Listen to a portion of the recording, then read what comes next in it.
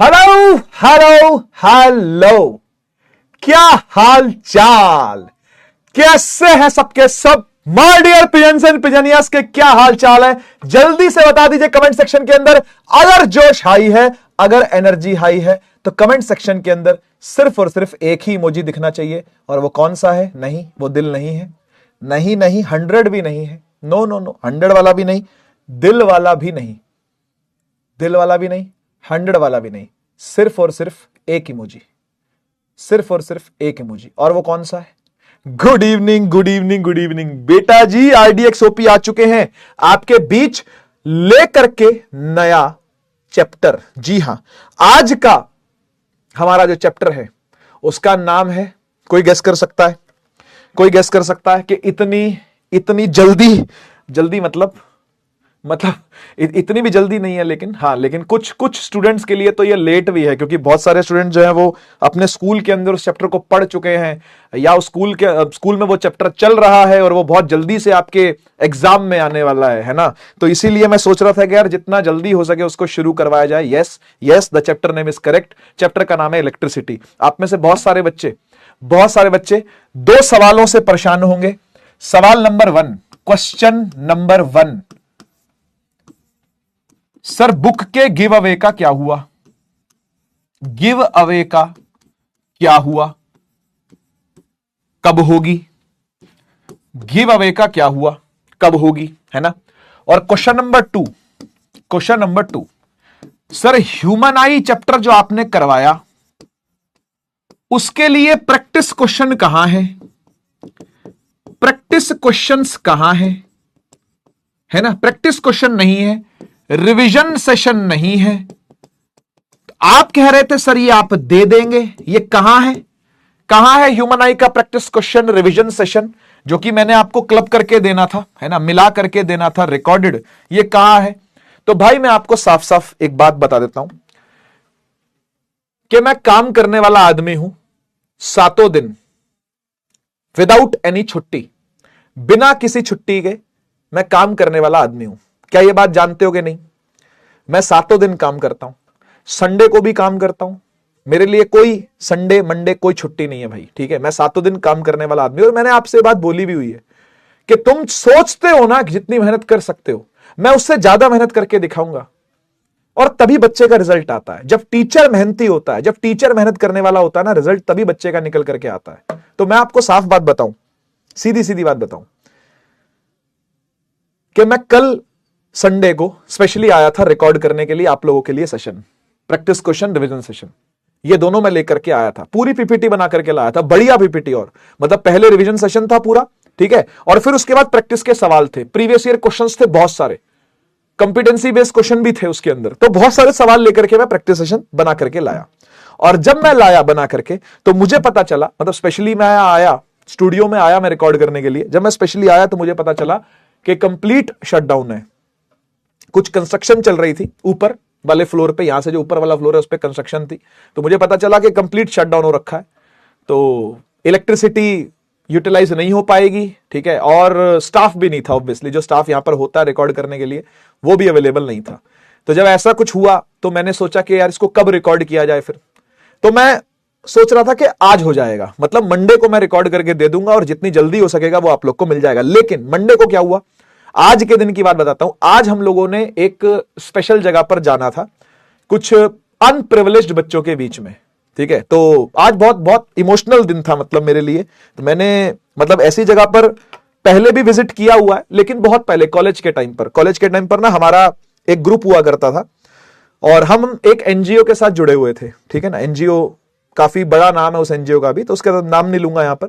तो उस एनजीओ के साथ हम जुड़े हुए थे। वहां पर अनप्रिविलेज्ड बच्चे जो होते हैं, मतलब कि बहुत गरीब बच्चे, जिनके माता पिता मजदूरी करते हैं और 2 वक्त का खाना भी मुश्किल से जुट पाता है, ऐसे जो झुग्गी के बच्चे होते हैं, झुग्गी झोपड़ी में रहने वाले जो बच्चे होते हैं, वो बच्चे आकर के पढ़ाई करते थे। तो हम जब कॉलेज में थे तो हम जाकर के उनको पुल के नीचे, और इवनिंग हो जाती थी तो स्ट्रीट लाइट होती थी, स्ट्रीट लाइट के नीचे जाकर के पढ़ाते थे। तो दिल्ली के अंदर की बात बता रहा हूं, क्योंकि मेरा कॉलेज भी दिल्ली में ही थे। तो यमुना के किनारे इस तरीके के स्कूल्स चलते हैं, छोटे छोटे स्कूल्स चलते हैं, अगर आपने सुने हो तो ऐसे। और हर सिटी में ऐसा होगा कि एक स्लम एरिया होगा। दिल्ली में भी ऐसे बहुत सारे इलाके हैं जो स्लम है, जहां पर बहुत बहुत ज्यादा गरीब बच्चा के, गरीब पेरेंट्स के जो इलेक्ट्रिसिटी अफोर्ड नहीं कर सकते, मतलब उनके लिए मैं सच बताऊं खाना अफोर्ड करना ही मेन चीज है उनके घर में। मतलब कूलर तक नहीं है, पंखा एक लगा रहता है क्योंकि बिजली की तार कहीं से मिल जाती है उनको, तो वो सिर्फ पंखा ही चला पाते हैं ना, कूलर और एसी तो बहुत दूर दूर की बात है। ठीक है, पैदल चलते हैं वो बच्चे, कई कई किलोमीटर, 3 किलोमीटर 4 किलोमीटर पैदल चल करके आ रहे हैं और वो स्कूल अटेंड करते थे। तो जो हाईवे है, हाईवे के नीचे, पुल के नीचे ऐसा ही एक स्कूल बना हुआ है दिल्ली के अंदर। तो आज हम वहां पर होकर के आए थे, और जो आपने सुना ही है कि जो पीडब्ल्यू है उसको 6 साल पूरे हो चुके हैं, है ना। फिजिक्स वाला को जब पहली बार ऐप लॉन्च हुई थी फिजिक्स वाला, ऐसे फिजिक्स वाला जो है वो 2014 से पढ़ा रहे हैं अलग सर, तो है ना। 2014 में पहली बार उन्होंने यूट्यूब चैनल बनाया था जिसका नाम फिजिक्स वाला है, लेकिन 2020 में 2020 के अंदर पहली बार ऐप लॉन्च हुई थी पीडब्ल्यू की हमारी। थोड़ा सा बता देता हूं आपको, पीडब्ल्यू की ऐप जो है वो 2020 में आई थी। तो 2020 26 मई का दिन था, 26 मई 2020 को। तो पहली बार अलग सर ने ये ऐप लॉन्च करी थी पीडब्ल्यू, और PW as a name register भी हुआ था, शायद ऐसा भी कुछ है, रजिस्ट्रेशन भी इसका तभी के आसपास हुआ था, जो as a company name register होता है, तो शायद उसके बाद में हुआ था ये। तो पहले ऐप इसकी आ गई थी। तो ऐप पर सर ने पहला बैच पढ़ाना शुरू कर दिया था, और जो फर्स्ट बैच पढ़ाना शुरू किया था उस बैच का नाम लक्ष्य बैच था, जहां तक मुझे ध्यान है, क्योंकि मैं तब सर को ऑनलाइन देखा करता था। अलग सर हम सबके लिए इंस्पिरेशन रहे हैं कई सालों से, और आज भी हैं, आगे भी रहेंगे हमेशा। तो उन्होंने जब पहली बार ये वाली बैच पर पहला ऐप पर जब पहला बैच निकाला था, लक्ष्य के नाम से बैच आया था ये, तो क्लास 12th का बैच हुआ करता था। आज भी आप लक्ष्य बैच सुनोगे तो क्लास 12th का ही है। तो तब से लेकर के और आज तक 6 साल हो चुके पीडब्ल्यू को। तो छठा जो साल था वो हमने सोचा कि हम ऐसे बच्चों के साथ जाकर के मनाएंगे। तो हम उनके बीच गए, हमने उनसे बहुत सारी बातें करी, ठीक है ना, उनको कुछ कुछ पढ़ाया भी, थोड़ा थोड़ा उनको पढ़ाया भी। ऐसे ही चौकड़ी मार के मैं बैठ गया तो मेरे आसपास बहुत सारे बच्चे आ गए, ठीक है ना, उनको मैंने ऐसी छोटी सी एक कॉन्सेप्ट पढ़ा दिया फिजिक्स का। फिजिक्स वो नहीं जानते थे क्या होती है, ठीक है, वो हिंदी मीडियम में पढ़ रहे थे और थोड़ा बहुत ही वो पढ़ पाते हैं, प्लस करना, माइनस करना, मल्टीप्लाई करना, डिवाइड करना, पोयम, हिंदी की, इंग्लिश की, छोटे बच्चे थे तो इतना ही पढ़ पा रहे हैं वो। तो मैंने थोड़ा बहुत उनको पढ़ाया, ठीक है। उसके बाद फिर हमने गेम्स खेली बहुत सारी, तो बहुत मजा आया। तो मैं था, आरुषि मैम थी, और आकाश सर थे, उज्ज्वला मैम थी, काफी सारे टीचर्स हम लोग गए थे। तो बहुत बहुत मजा आया सच में। और फिर हमने फूड पैकेट्स दिए उनको, खाना दिया, ठीक है ना, और खाने के बाद फिर हमने उनको गिफ्ट्स भी दिए, तो पेन दिया, कॉपी दी, ऐसी ऐसी सब चीजें उनको दे करके आए। तो बहुत अच्छा लगा उन बच्चों के साथ। फिर हमने केक कट किया।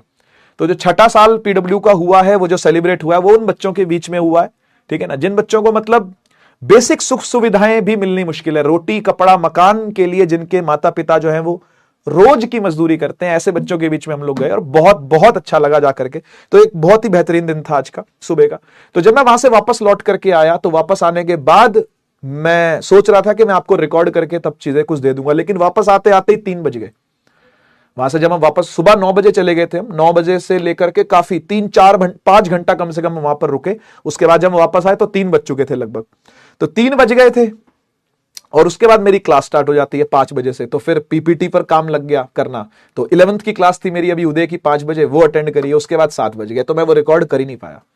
तो मैं ऐसा विचार कर रहा हूं, पता नहीं है पॉसिबल हो पाएगा कि नहीं हो पाएगा, कि मैं आज रात को 9 बजे रिकॉर्ड कर दूं आपके लिए, ठीक है। तो जो बच्चे भी कह रहे हैं कि प्रैक्टिस क्वेश्चन रिवीजन सेशन नहीं मिला है, ठीक है, मैं आज ट्राई कर रहा हूं कि 9 PM, ठीक है, मैं इसको रिकॉर्ड कर दूं। लेकिन 9 PM आपको ये नहीं मिल पाएगा, क्योंकि ऑब्वियसली 9 PM रिकॉर्ड करना स्टार्ट करूंगा अगर, तो रिकॉर्ड होते होते 10:30 बज जाएंगे, 10:30 बज जाएंगे, 11:45 बज जाएंगे रात के, ठीक है ना। तो मुश्किल है कि आपको आज ये मिल पाएगा, तो ये होपफुली आपको कल मिलेगा, ठीक है। तो मैं आप पे लिख देता हूं कि ये आपको कल मिलने वाला है पॉजिटिवली, ठीक है। तो अब कोई सवाल आपके दिमाग में अगर हो तो, ठीक है। कल क्या तारीख है? 26 मई है, 26 मई है, ठीक है। 26 मई को ट्राई करूंगा कि 12 से 3 के बीच में ये अपलोड हो जाए आपके लिए, ठीक है। 12 से 3 के बीच में ये अपलोड हो जाएगा, ऐसी मैं कोशिश करता हूं, ऐसा मैं पुश मारता हूं जोर से, ठीक है। और दूसरी चीज मैंने जैसे हैंड रिटन नोट्स दिए थे आपको लाइट चैप्टर के, ऐसे ही हैंड रिटन नोट्स मैंने अपने टेलीग्राम पर डाल दिए हैं ऑलरेडी, ठीक है ना। जैसे ही चैप्टर कंप्लीट हुआ था, मैंने आपसे कहा था कि टेलीग्राम नोट्स जो है वो मैंने डाल दिए हैं, तो आप वो अपलोड कर लेना, है ना, और डाउनलोड कर लेना। तो किस किस ने टेलीग्राम नोट्स देख लिए थे एक बार बता दो मुझे, है ना। टेलीग्राम पे मैंने हैंड रिटन नोट्स डाल दिए थे, वो पीडीएफ वहां पर है, ठीक है, पीडीएफ वहां पर आपको मिल जाएगी। ठीक है, जैसे ही चैप्टर कंप्लीट हुआ था वैसे ही मैंने डाल दिए थे। तो होपफुली आपने पीडीएफ डाउनलोड कर ली होगी। कर लिए क्या? कर लिए क्या? एक बार बताओ, कर लिए क्या? एक बार बताओ जल्दी से, फटाफट जल्दी से बता दो। हाँ, अच्छा, काफी बच्चों ने देख लिए वो नोट्स। बढ़िया बढ़िया बढ़िया, ठीक है। तो हैंड रिटन नोट्स है, 2-3 पन्नों के अंदर पूरा चैप्टर खत्म। सिर्फ 2 या 3 पेजेस के अंदर कंप्लीट चैप्टर खत्म है। 2-3 पेज का पीडीएफ है वो, 2 से 3 पेजेस का वो पीडीएफ है, ठीक है, और उसके अंदर पूरा खत्म चैप्टर, ठीक है। तो ह्यूमन आई के अंदर मैंने इतना तो कर दिया कि टेलीग्राम पे नोट्स डाल दिए हैंड रिटन, ठीक है। मैं इसको ऐप पे भी अपलोड करवा दूंगा, तो कल तक आपको ये ऐप पे भी मिल जाएंगे। मैंने कल दे दिया था वैसे इसको, लेकिन आज उसने डाला नहीं भाई ने, तो कल तक वो शायद डाल देगा इसको। तो 12 से 3 के बीच आप बस वेट करना, ठीक है। प्रैक्टिस क्वेश्चन रिवीजन सेशन भी आपको मिलने वाला है, और हैंड रिटन नोट्स और टेलीग्राम वाला जो पीडीएफ है वो मैं ऐप पर भी डलवा दूंगा, ठीक है। तो दोनों चीजें आपको मिल जाएंगी, है ना। पता नहीं उसने डाला कि नहीं डाला, मैंने तो दे दिया था उसको डालने के लिए भाई को, ठीक है। अच्छा, अब बात आती है दूसरे सवाल की कि गिव अवे का क्या हुआ। गिव अवे का क्या हुआ? देख भाई, मैंने आपको बताया था कि जो टॉप स्टूडेंट्स हैं, ठीक है, उनके नंबर्स ही हमारे पास होते हैं, हमारे पास उनके एड्रेस नहीं होते। जब भी आप कोई बैच खरीदते हो, है ना, जब भी आप कोई बैच खरीदते हो तो आपका एड्रेस हमारे पास नहीं होता है, हमारे पास आपका सिर्फ फोन नंबर होता है। तो फोन नंबर पर मैंने आपसे कहा था कि एसएमएस जाने शुरू हो जाएंगे। तो एसएमएस जाने की प्रक्रिया कहां तक पहुंची है, यह मैं आपके सामने पूछ लेता हूं, ठीक है। यह मैं आपके सामने कॉल कर लेता हूं, ठीक है, वेट कर लो। मैं आपके सामने कॉल करता हूं और आपके सामने पूछता हूं, ठीक है, कि कहां तक पहुंची है। ये मैनेजर हैं पूरी इस प्रोसेस के, जो स्पीकिंग टू समवन एल्स। आपने जिस व्यक्ति को कॉल किया है वह अभी दूसरी कॉल पे व्यस्त है, कृपया प्रतीक्षा करें या कुछ समय बाद कॉल करें। The person you have called is speaking to someone else. You can wait or call again later. आपने जिस व्यक्ति को कॉल। विनोद सर। सर नमस्कार। नमस्कार। एक बात बता देता हूं मैं आपको, आप अभी लाइव में हो उड़ान बैच के। अच्छा सर। ठीक है, तो 10th क्लास के बच्चे आपको सुन रहे हैं और ये मुझसे पूछ रहे हैं कि जो टॉप स्टूडेंट्स को गिव अवे होना था, है ना, तो मैंने इनको बताया कि आपके नंबर्स ही हमारे पास होते हैं, एड्रेसेस नहीं होते हैं। तो उनको एसएमएस जाना शुरू होगा, फॉर्म का लिंक आएगा। ये सब बातें मैंने लास्ट क्लास में इनको बता दी थी, लेकिन ये आज फिर मुझसे पूछ रहे हैं कि सर वो गिव अवे का क्या हुआ। तो सर मैं आपसे प्लीज अपडेट ले रहा हूं कि ये क्या चीज हुई है। एक बार आप थोड़ा सा बताओ कि कहां तक पहुंची है पूरी प्रक्रिया।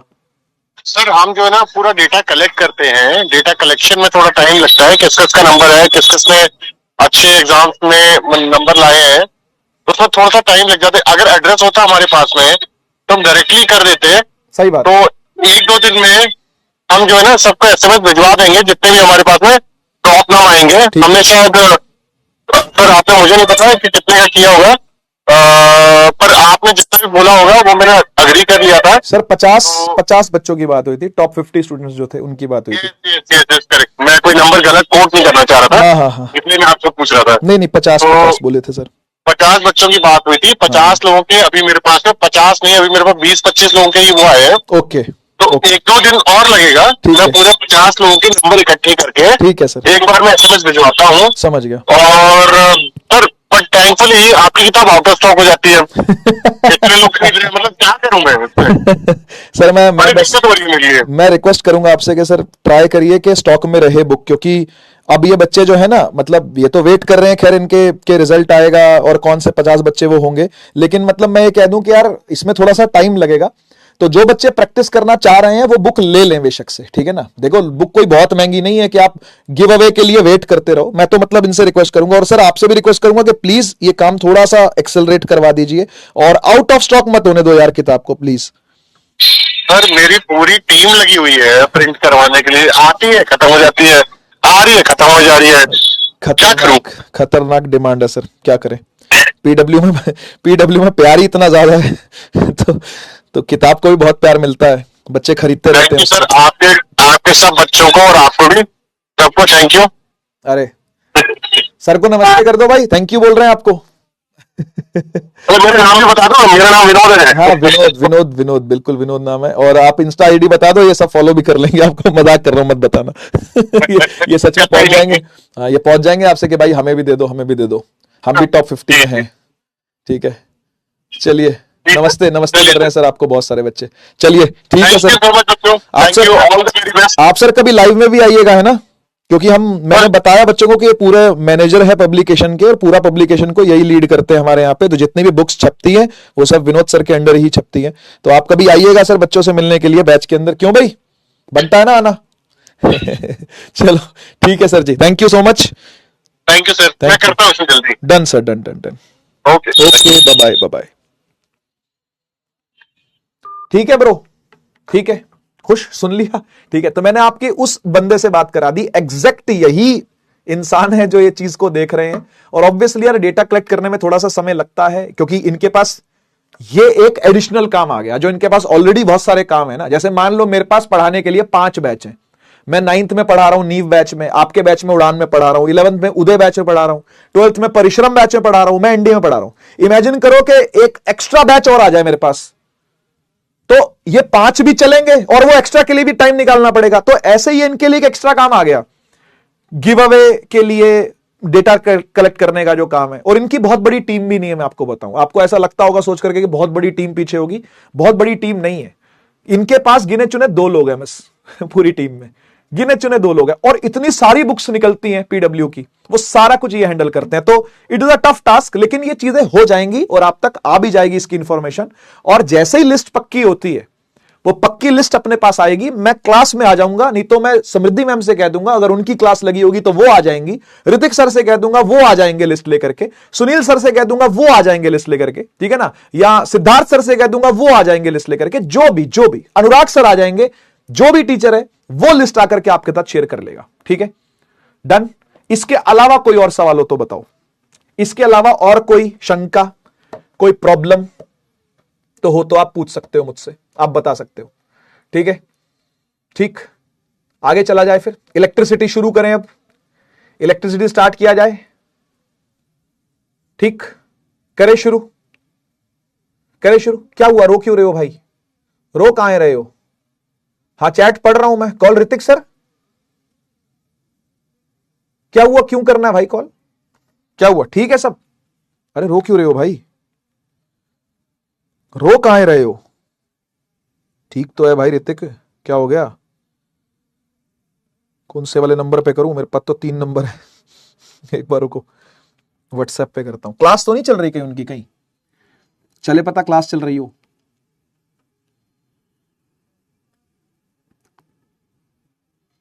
कहां है भाई ऋतिक मिश्रा? कर रहा हूं कॉल कर रहा हूं, नेट ऑफ लग रहा है भाई का नेट ऑफ है क्या? दो नेटवर्क कॉल करता हूं, कर रहा हूं। गुस्सा है सर? अच्छा, क्यों गुस्सा हो गए, अपसेट हो गए, क्यों? पढ़ाई नहीं कर रहे तुम? हाँ पढ़ाई नहीं कर रहे, एंगेज जा रहा है फोन यार, टू टू टू टू टू टू। The number you're calling is currently switched off. Please try later. जिस नंबर से आप संपर्क करना चाहते हैं वो अभी स्विच ऑफ है, कृपया कुछ समय पश्चात प्रयास करें। कोई बात नहीं, मैं बात करूंगा, टेंशन मत लो यार, टेंशन क्यों लेते हो? कोई बात नहीं, टीचर है, कब तक नाराज होएगा भाई, कब तक नाराज होता है कोई अपना कब तक नाराज होता है ये बताओ, कोई अपना कब तक नाराज होता है कोई बात नहीं, एक ट्राई और कर लेते हैं सर को फोन करने की, ठीक है, एक ट्राई और कर लेते हैं।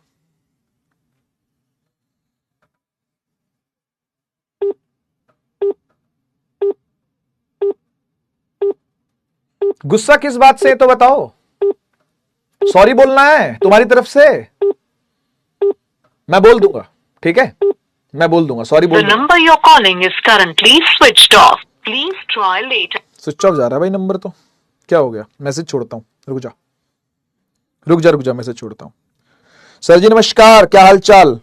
सर उड़ान वाले बच्चे बहुत बहुत बहुत दुखी हैं, बहुत बहुत परेशान हैं, और वो लिटरली रो रहे हैं कमेंट सेक्शन के अंदर, ठीक है, और वो ये कह रहे हैं कि ऋतिक सर बुरा मान गए हैं, ऋतिक सर नाराज हैं किसी बात से। तो सर अगर ऐसा है तो मैं उनकी तरफ से सॉरी बोलता हूं यार, बच्चे बहुत बहुत प्यार करते हैं यार अपन लोग को यार, है ना। तो अगर आप नाराज हो तो प्लीज आप ये नाराजगी थोड़े समय के लिए, अगर मतलब एक चांस अगर और दे सके, ठीक है, कि शायद नहीं पढ़ रहे होंगे वो इसलिए आप नाराज हो गए, मुझे एग्जैक्टली नहीं पता कि क्या वजह है, स्पैम किया है शायद उन्होंने, कुछ भी जो भी किया है, ठीक है, तो कोई नहीं, मतलब चलता है सर, मतलब इसको ना आप थोड़ा सा लाइटली लीजिएगा, ठीक है। स्पैमर देखो यार, स्पैमर का क्या है सर, आप भी ये बात जानते हो कि कोई बड़ी बात नहीं है कि वो स्पैमर जो हो वो पेड हो, है ना, वो ये भी हो सकता है कि दूसरी पार्टी वालों ने बैच खरीद के दे दिया हो, ठीक है, तो मुझे नहीं लगता कि बच्चों से नाराज होना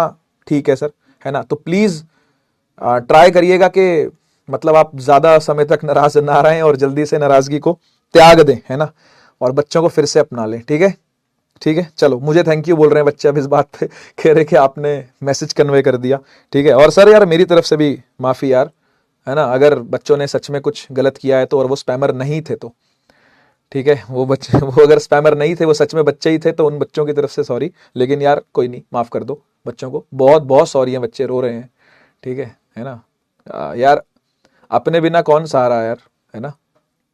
चलो, RDX OP चल रहा है कमेंट सेक्शन के अंदर, तो जब भी आपके पास सर ये ऑडियो पहुंचे प्लीज रिस्पॉन्ड करिएगा, ठीक है, और बच्चों से जो नाराजगी है ये दूर कर लीजिए जल्दी से जल्दी, ठीक है। ऑडियो भेज दिया मैंने पूरा रिकॉर्ड करके सर को, एंड होपफुली सर रिप्लाई कर देंगे, अगर मुझसे नाराज नहीं होंगे तो, वैसे मुझसे क्या ही नाराज होगा, भाई है मेरा तो, ठीक है, मेरे से क्या ही नाराज होगा मेरा भाई, ठीक है। चलो, आप खुश हो तो एक बार फायर इमोजी लगा दो, ठीक है ना, एक बार मेरे वाला इमोजी भी लगा दो, ठीक है, एक बार मेरे वाला इमोजी भी लगा दो अगर खुश हो तो, है ना। अच्छा, आज आप देख रहे होगे कि ये बैज लगा के आया हूं, आज ये बिल्ला लगा के घूम रहा हूं मैं, है ना, बिल्ला लगा के इसलिए घूम रहा हूं क्योंकि सुबह मैं ऐसे ही गया था वहां पे शूट के लिए, जहां पे ये पूरा इवेंट हुआ था, जहां पे हमने केक काटा था, तो ऐसे ही कैसे गए थे हम, ठीक है, तो मैं वापस आया तो टी शर्ट मेरे पास थी ही नहीं, तो ये बैज मैंने यहां से लिया और यहां लगा लिया, ठीक है, ये हुआ, ठीक है। एक बच्चा पूछ रहा है कि स्टार्स तो ट्विंकल करते हैं, प्लैनेट ट्विंकल क्यों नहीं करते हैं, डोंट वरी, बता देंगे, ये प्रैक्टिस सेशन के अंदर क्वेश्चन है,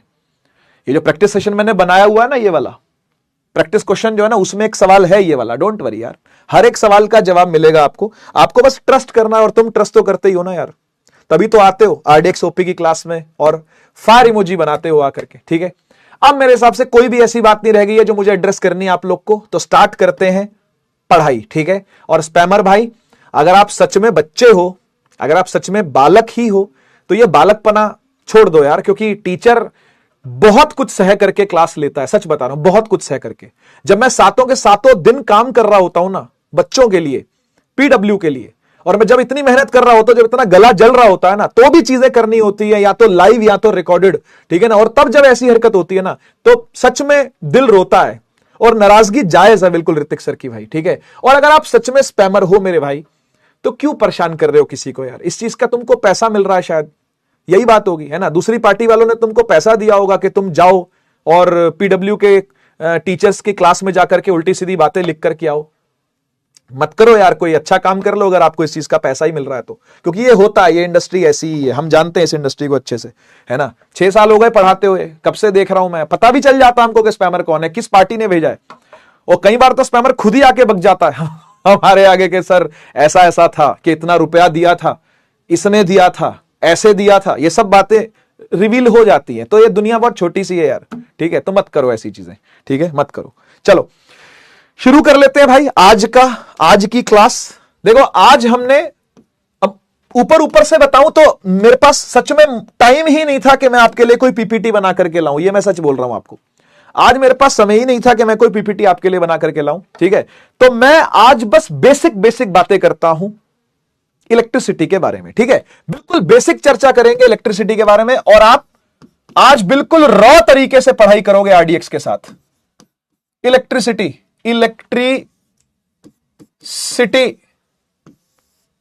ठीक है, बाय रॉ RDX ठीक है, तो आज एकदम रॉ तरीके से पढ़ेंगे। इस तरीके से पढ़ाई मैंने लास्ट टाइम कब करवाई होगी पता है, जब मैं ऑफलाइन पढ़ाता था, क्योंकि ऑफलाइन के अंदर कोई ये डिजिटल बोर्ड तो होते नहीं थे, वहां पर तो चौक होता था और ब्लैक बोर्ड होता था, स्कूल की बात करूं तो, और जहां मैं कोचिंग में पढ़ाता था वहां पे मार्कर होता था ब्लैक पेन वाला मार्कर होता था, है ना, और व्हाइट कलर का बोर्ड होता था, तो उसके अंदर उसके ऊपर मैंने पढ़ाया हुआ है, ठीक है। तो मुझे लग रहा है कि आज जब मौका नहीं है मेरे पास पीपीटी का, तो एक बार फिर से वो रॉनेस के साथ पढ़ाई की जाए क्या करेगा शुरू है, करें स्टार्ट। चलो सबसे पहले इंट्रोड्यूस करते हैं इलेक्ट्रिसिटी को, और मैं इस चैप्टर का आपको ओवरव्यू देता हूं, ठीक है। मैं ऐसे ही पढ़ाता था ऑफलाइन के अंदर, एग्जैक्ट ऐसे ही, ठीक है। ऑनलाइन के अंदर कुछ चीजें चेंज करनी पड़ती हैं, लेकिन ऑफलाइन के अंदर आपको रॉ फॉर्मेट के अंदर आरडीएक्स दिखेगा, और शायद आप ये पसंद ही करने लगो और आप ये बोलो कि सर पीपीटी रहने दो, आप खाली पेज पे लाके पढ़ाओ। ऐसा भी हो सकता है कि पसंद आने लगे आपको ये चीज, ठीक है। तो ओवरव्यू में इलेक्ट्रिसिटी चैप्टर में आपको क्या पढ़ना है, सबसे पहले तो ये जो इलेक्ट्रिसिटी चैप्टर है ये लगभग 8 मार्क्स का चैप्टर है, 8 नंबर का चैप्टर है, ठीक। इसमें थ्योरी भी आती है, ऐसा नहीं है कि इसके अंदर थ्योरी नहीं है, इसमें थ्योरी भी आती है लगभग 3 मार्क्स की। वो क्या थ्योरी है, कितनी थ्योरी है मैं आपको बताऊंगा, और लगभग 5 मार्क्स का न्यूमेरिकल आता है, मतलब 5 डिवाइड कर लो 2 में या 3 में, या फिर एक कोई 5 का भी आ सकता है, या 4 और 1 का भी आ सकता है, ठीक है। तो लगभग 5 मार्क्स के अंदर यहां पर न्यूमेरिकल पूछा जाता है। तो it is not just a numerical rich chapter, it is a numerical plus theory rich chapter. इसमें न्यूमेरिकल भी है, इसमें थ्योरी भी है, ये दोनों का कॉम्बिनेशन है। क्या इलेक्ट्रिसिटी एक मुश्किल चैप्टर है? ओवरऑल फिजिक्स की बात करूं, अगर क्लास 10वीं की ओवरऑल फिजिक्स की अगर मैं बात करूं, तो इलेक्ट्रिसिटी एक मुश्किल चैप्टरों में गिना जाता है, नो डाउट इलेक्ट्रिसिटी एक मुश्किल चैप्टर में गिना जरूर जाता है, ठीक है ना। जैसे बायो का भी कोई एक ऐसा चैप्टर होगा जो मुश्किल होगा, केमिस्ट्री का भी कोई एक ऐसा चैप्टर होगा जो मुश्किल होगा, फिजिक्स के अंदर यस इलेक्ट्रिसिटी एक मुश्किल चैप्टर माना जाता है, नो डाउट। लेकिन अगर इस इलेक्ट्रिसिटी चैप्टर को कॉन्सेप्चुअली पढ़ा जाए, कॉन्सेप्चुअली समझा जाए, और सवालों की लगभग रोज प्रैक्टिस करी जाए, तो यह चैप्टर बहुत आसान बन जाता है, बहुत आसान। यकीन मानना, यह चैप्टर से बच्चे खेलने लगते हैं। जो मैं बोलता हूं ना कि फिजिक्स का मजा नहीं आएगा, फील तो छोटी बात है, खेलने लगोगे फिजिक्स के फॉर्मूलों के साथ। ये ऐसा चैप्टर है जो आपको खिला लेगा, जिसके साथ आप खेलने लगोगे अगर आपने कॉन्सेप्चुअली इस चैप्टर को अंडरस्टैंड किया तो, ठीक है। मैं एक बार ओवरव्यू देता हूं आपको कि इस चैप्टर में क्या क्या आपको पढ़ना है। सबसे पहला टॉपिक जो मैं आज उठाऊंगा वो है चार्ज और उसकी properties, charge and its properties. ये है पहला टॉपिक, आज हम इसी की बात करेंगे। बहुत लंबा लेक्चर नहीं होगा आज का बहुत, क्योंकि पहली बहुत सारी बातें हो गई है, बहुत सारा टाइम लग चुका है, तो आज बस इतने से टॉपिक को पढ़ेंगे। नेक्स्ट क्लास के अंदर हम लोग करंट को पढ़ेंगे। ये करंट क्या चीज होती है, इलेक्ट्रिक करंट जिसको बोलते हैं वो क्या है, ठीक है। तो करंट एक टॉपिक आता है, उसके बाद एक टॉपिक आता है वोल्टेज। नाम तो सुना ही होगा आपने कि वोल्टेज बढ़ गई है, वोल्टेज कम हो गई है, वोल्टेज पीछे से ज्यादा आ गई है तो फूक गया, वोल्टेज पीछे से कम आ रही है तो ढंग से चल नहीं रहा है। तो वोल्टेज का बढ़ना घटना वो क्या चीजें होती हैं देखेंगे। उसके बाद वोल्टेज और करंट का कॉम्बिनेशन होता है जिसे कहते हैं ओम्स लॉ, ठीक है। ओम्स लॉ के बाद बात आती है रेजिस्टेंस की, रेजिस्टेंस करके एक टॉपिक आता है, साथ में रेजिस्टिविटी भी आता है, रेजिस्टेंस एंड रेजिस्टिविटी। ये एक और टॉपिक है, आप साथ के साथ लिख भी सकते हो, आप इसको साथ के साथ लिखो भी। आज नोट्स में यही नोट करो, आज आप कॉपी खोलो और नोट्स में यही नोट करो जो मैं लिख रहा हूं यहां पे, ठीक है ना। जो पेज पे आ रहा है वो सब नोट करते जाओ, ठीक है। रेजिस्टेंस और रेजिस्टिविटी। उसके बाद आता है कॉम्बिनेशन बोले तो सीरीज और पैरेलल कॉम्बिनेशन कहते हैं। इस पर न्यूमेरिकल अच्छे आते हैं, सीरीज पैरेलल पर न्यूमेरिकल अच्छे आते हैं, तो अच्छी प्रैक्टिस करनी पड़ती है इनकी, सीरीज और पैरेलल की। मैं करवाऊंगा, अलग से प्रैक्टिस सेशन भी दूंगा आपको, डोंट वरी, ठीक है। तो खूब प्रैक्टिस करेंगे हम तो, न्यूमेरिकल की टेंशन मत लो, ठीक है। उसके बाद आता है थ्योरी का टॉपिक है joules law of heating, joules law of heating. ये एक थ्योरी टॉपिक है, जूल्स लॉ ऑफ हीटिंग एक थ्योरी टॉपिक है। इसमें से 3 नंबर की थ्योरी का सवाल बन सकता है, ठीक है ना। जूल्स लॉ ऑफ हीटिंग में से 3 नंबर की थ्योरी का सवाल बन सकता है।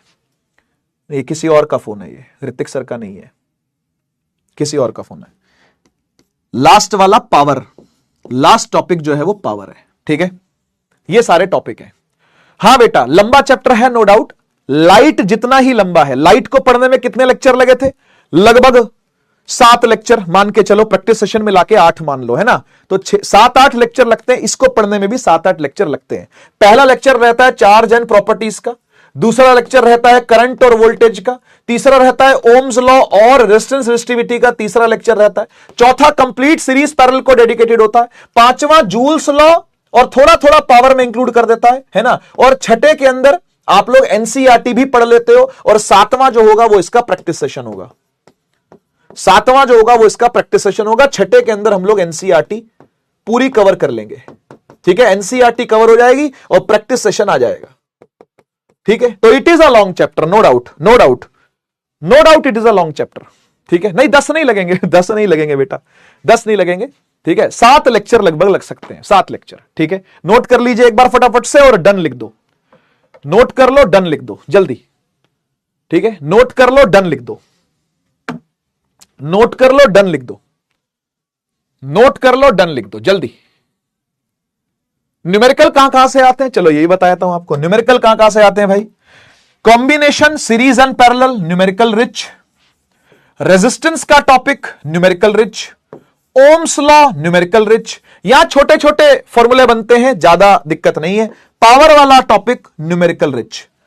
तो आप देख सकते हो कि न्यूमेरिकल रिच चीजें हैं अच्छी खासी, तभी तो 5 नंबर का न्यूमेरिकल वाला पार्ट लगभग बनता है इसमें से। ऐसा मेरा एक्सपीरियंस कहता है पिछले 20 सालों का। अब आप कहोगे सर 20 साल, आप तो कह रहे थे कि 11-12 सालों से पढ़ा रहे हो, आप 20 साल कैसे आ गए? बेटा जिस दिन पहली बार कदम रखा था क्लास के अंदर, मतलब जो पहला साल मैंने पढ़ाया था, वो पढ़ाने से पहले भी मैं 10 साल के पेपर एनालाइज करके गया था। तो पेपर एनालिसिस का एक्सपीरियंस तो 20 साल से ज्यादा का है, क्योंकि 11 साल पढ़ाते हुए हो गए और हर साल बोर्ड का पेपर मेरी आंखों के सामने आता है। और जब मैं पहली बार पढ़ाने के लिए गया था एक सेशन में, पहला जो सेशन मेरा था टीचिंग का, तब भी मैं 10 साल के पेपर पढ़ के गया था। तो 10 इयर्स वो हो गए 10 साल वो हो गए, और 10 साल पढ़ाते हुए हो गए लगभग 11 साल। तो 20-22 सालों का एक्सपीरियंस से मैं आपको बता रहा हूं कि ये इस तरीके का कॉम्बिनेशन देखने को मिलता है इलेक्ट्रिसिटी के अंदर। अच्छा एक बात तो मैं और बतानी भूल गया, एक्सपीरियंस तो टोटल 30 साल का है। अब आप बताओ 30 साल का कैसे? कह रहे सर 2500 साल का एक्सपीरियंस है आपको। एक्सपीरियंस टोटल वैसे 30 साल का है। बता सकते हो 30 साल कैसे? देखता हूं कि कोई गेस कर पाता है इस बात को कि 30 इयर्स का एक्सपीरियंस कैसे है सर। देखता हूं कौन गेस करता है, कौन गेस करता है? 30 साल का, टोटल 30 साल का है। तो कैसे कैसे 30 साल का एक्सपीरियंस कैसे है? हाँ यस, एक बच्चे ने, अरे भाई क्या सही लिखा था एक बच्चे ने, कह रहा आपने खुद भी तो 10th पढ़ी थी। हाँ जब मैंने खुद 10th पढ़ी थी तो भी मैं 10 ईयर करके गया था। एज अ स्टूडेंट जब मैं 10वीं बोर्ड दे रहा था तब भी तो यही चैप्टर था, तब भी यही टॉपिक थे भाई, मैंने 10वीं में भी यही टॉपिक दिए। तो जब मैं ये था बिल्कुल सही, बिल्कुल सही। अब सब बच्चे सही गैस कर रहे हैं, ठीक है। तो जब मैं खुद पढ़ रहा था तो भी तो 10 ईयर करके गया था, समझ गए ना। तो 10 ईयर तब किया जब पढ़ाना शुरू किया, तब 10 ईयर किया, और 10 ईयर पढ़ाते हुए 11 ईयर पढ़ाते हुए हो गए। तो टोटल 31 साल का एक्सपीरियंस के बेसिस पे मैं आपसे बात बोल रहा हूं कि ऐसा ही कॉम्बिनेशन रहता है। और कौन कौन सी जगह न्यूमेरिकल रिच है वो मैंने आपको दिखा दी, थ्योरी रिच वाली भी आपको मैंने बता दी, ठीक है। तो शुरू करते हैं अपना पहला टॉपिक। पहले टॉपिक का नाम लिख ले फटाफट से, नोट कर ले फटाफट से, इट इज चार्ज। पहला टॉपिक है चार्ज। चलिए डिस्कस करते हैं। ऐसे रटवाना और सिर्फ लिखवाना और बुलवा देना ये मेरा स्टाइल नहीं है, आप जानते हो। तो आप मुझे गेस करके बताओ what do you mean by charge. ये चार्ज होता क्या है? अच्छा पहली बार आपने चार्ज के बारे में कब सुना? पहली बार आपने चार्ज के बारे में कब सुना? पहली बार आपने चार्ज के बारे में कब सुना? कह रहे सर एक्सपीरियंस प्रो मैक्स हो गया आपका तो। हाँ बता यार जल्दी से, चार्ज के बारे में पहली बार जिंदगी में कब सुना? 6th क्लास में सुना, ठीक बात, मैंने भी 6th में ही सुना था। अरे 9th में नहीं बेटा, 6th में, 7th में। हाँ 6-7 के अंदर आता है। क्या आता है? ऐसे आता है आपको, ऐसे आता है कि भाई 2 टाइप के चार्ज होते हैं, एक होता है प्लस, और जब दोनों प्लस एक दूसरे के सामने आते हैं तो रिपल होता है। ये पहली बार कब सुना था आपने? एक चार्ज होता है माइनस, लेकिन माइनस जब दूसरे माइनस के सामने आता है तो भी रिपेल होता है। और एक आपने पढ़ा था कि भाई एक प्लस चार्ज आया, एक माइनस चार्ज आया, तो दोनों अट्रैक्ट होने लगते हैं अगर ऑपोजिट चार्ज आते हैं तो। ठीक है, तो इसका क्या मतलब हुआ? इसका क्या मतलब हुआ कि आपने ये बातें बहुत पहले से सुन रखी हैं, ये कोई नई बातें नहीं आपके लिए। हाँ, ये कोई नई बात नहीं है बेटा आपके लिए, ये बातें आपने सुनी हुई है। ठीक है, लेकिन चार्ज होता क्या है ये आपको नहीं पता है। What is charge you don't know. आप आज जानोगे कि चार्ज क्या चीज होती है। आज हम चार्ज के ऊपर ही बात करेंगे, आज हम आगे बढ़ने ही नहीं वाले, करंट कुरंट की बातें करेंगे बाद में। आज पहले चार्ज समझो ढंग से कि चार्ज चीज क्या है। What do you mean by charge. सुनो सुनो, आपको ध्यान है, आपने इलेक्ट्रॉन, प्रोटॉन और न्यूट्रॉन इनके बारे में सुना था, और पहली बार कब सुना था? इलेक्ट्रॉन, प्रोटॉन, न्यूट्रॉन इनके बारे में पहली बार कब सुना? अच्छे से कब सुना? अच्छे से कब सुना? किस बुक में देखा? कौन सी ऐसी इतिहास की किताब थी, ऐसी कौन सी हिस्ट्री की किताब थी जहां पे आपने इलेक्ट्रॉन, प्रोटॉन, न्यूट्रॉन के बारे में जाना? यस, क्लास 9th के अंदर मोटी मोटी बातें शुरू हुई थी, है ना। क्लास 9th के अंदर पहली बार मोटी मोटी बात शुरू हुई थी। और मैं आपको याद दिलवा दूं कि जिन जिन के पास वो पुरानी वाली किताब है 9th की, किसी को दी तो होगी नहीं, क्योंकि काम तो नहीं आएगी। अब तो नहीं आ गई एनसीईआरटी, तुम्हारी वाली एनसीईआरटी अब रद्दी में या संभाल के रखना उसको, है ना। वो भी एक अपने आप में यूनिक ही पीस था, 9th वाली एनसीईआरटी एक यूनिक ही पीस रहा है वो भी। ठीक है, अच्छा हुआ कि एनसीईआरटी चेंज हो गई भाई। एक्सप्लोरेशन जो बुक आई है क्लास 9th की, गजब बुक आई है, अब तो मजेदार बुक है। वो पिछली वाली को तो सजा के रखना चाहिए, वो पिछली वाली को मैंने सजवा के ही रखवाया है। मैं जब भी ऑफलाइन पढ़ाता था तो मैं दोनों पढ़ाता था, फिजिक्स और केमिस्ट्री मैंने दोनों पढ़ाए हमेशा से। I was never a loan physics teacher, मैं कभी फिजिक्स टीचर अकेला रहा ही नहीं। हाँ, 11th 12th में फिजिक्स मैंने ली है, क्योंकि फिजिक्स ही फिजिक्स अंदर से निकलती है मेरे तो। लेकिन मैंने ऑफलाइन के अंदर फिजिक्स और केमिस्ट्री दोनों पढ़ाया था, दोनों लिया था। तो मैं ये बोलता था कि बेटा मेरी क्लास में आकर के ना, केमिस्ट्री की खासकर, फिजिक्स में लाओ कोई दिक्कत नहीं, तुम पढ़ो ना पढ़ो, केमिस्ट्री के अंदर ये एनसीईआरटी मत लेके आना कभी मेरे सामने, मत लेके आना। खुंदक थी मुझे कसम से, 9th की एनसीईआरटी केमिस्ट्री से बहुत नफरत थी, नफरत लिटरली। क्यों? अरे यार 3rd चैप्टर पढ़ो तो लिखा हुआ this you will study in 4th chapter, 4th पढ़ो और this you study in 3rd chapter, और you will study in higher classes. अरे क्या किताब बना रखी है? कोई फ्लो था उस किताब का क्या? आप हिस्ट्री से शुरू करो, सबसे पहले जे थॉमसन की बात करो, या उससे पहले बात करो डाल्टन की बात करो, चलो डाल्टन से शुरू करो, फिर जे थॉमसन की बात करो, फिर रदरफोर्ड की बात करो, फिर बोर की बात करो, फिर बोर का मॉडल बताओ क्या था, फिर बोर के बाद उसमें कैसे भरते इलेक्ट्रॉनिक कन्फिग्रेशन वो बताओ, 2n स्क्वायर से भरते ये बताओ, उसके बाद भरना सिखाओ, फिर एलिमेंट्स के बारे में बताओ, फिर हाइड्रोजन से शुरू करके फिर आप सब कुछ उल्टा पुल्टा दे रखा है। एलिमेंट बता रखे हैं 3rd चैप्टर में, कन्फिग्रेशन बता रखी है 4th चैप्टर में, भरे कैसे जाएंगे? वो वैलेंसी बता रखी है 3rd में कि उसको वैलेंसी बोलते हैं। अरे क्या फ्लो था यार, नरक नरक बच्चे के लिए अगर वो एनसीईआरटी से पढ़ ले तो मैंने साफ बोल दिया था भाई, मेरी क्लास में जब मैं केमिस्ट्री पढ़ा रहा हूं, मेरी क्लास में एनसीईआरटी कोई मतलब ना, ये नीली किताब दिखे ना मुझे, ये नीला जो तीतर वाली किताब है मेरे सामने आनी नहीं चाहिए, ये घर रख के आइयो अपने। तो मैं 9th के अंदर बिल्कुल बैन थी मेरी क्लास में किताब केमिस्ट्री के अंदर। फिजिक्स में लाओ, शौक से पढ़ो, motion, acceleration graph, VT graph, displacement time graph, सब पढ़ो, कोई दिक्कत नहीं है, डजंट मैटर। फिजिक्स में कोई दिक्कत नहीं, केमिस्ट्री में नहीं दिखनी चाहिए बस किताब मुझे। खैर, शुक्र है कि अब सुधर गई ये चीजें, अब फ्लो काफी सुधार दिया, काफी क्या मतलब लगभग अच्छा ही कर दिया अब तो फ्लो। तो क्लास 9th के अंदर आपने एक चीज पढ़ी थी, मैं आपको याद दिलाता हूं, मैं आपको नहीं याद होगा, मुझे पता आपको नहीं याद होगा, मैं भी पूछ भी लेता हूं कि आप में से किस किस को याद है। क्लास 9th के अंदर आपने एक टेबल पढ़ी थी, आपने एक टेबल पढ़ी थी, एनसीईआरटी में दी हुई थी ये टेबल। टेबल क्या थी? टेबल ये थी कि एक इलेक्ट्रॉन पर चार्ज कितना होता है, एक प्रोटॉन पर चार्ज कितना होता है, ये याद है? एक इलेक्ट्रॉन पर चार्ज होता है 1.6 इंटू 10 की पावर -19 कूलम्ब, ये लिखा हुआ है क्लास 9th की एनसीईआरटी में। प्रोटॉन पे लिखा हुआ है प्लस में 1.6 इंटू 10 की पावर -19 कूलम्ब, इस पे लिखा हुआ है 0। ये देखी किस किस ने, ये देखी किस किस ने, मुझे बता दो। नहीं, -1 नहीं होता बेटा, -1 नहीं होता, इतना लिखा हुआ है, पढ़ लेना आप देख लेना, आप देख लेना। याद नहीं आ रहा होगा, याद नहीं आ रहा होगा बहुत सारे बच्चों को, कोई बात नहीं, कोई बात नहीं। वो 9th की जो वो मॉडल किताब है, 1 नंबर की जो किताब है, जो म्यूजियम में रखी जानी चाहिए, वो नीले रंग वाली जो किताब है आपकी 9th वाली, उसको खोलना, चैप्टर नंबर 3 पे जाना। चैप्टर नंबर 3 पेज नंबर मुझे याद नहीं, क्योंकि वो कम बढ़ती हुए थे बीच में एक बार, मतलब कुछ चैप्टर हटा दिए थे ना, जैसे वो कम बढ़ती हो गए थे, तो उसके बाद मुझे पेज नंबर याद नहीं है, लेकिन उससे पहले मुझे पेज नंबर भी याद था। कि आप एनसीईआरटी किताब खोलो, पेज नंबर इस पर यह लिखा हुआ है।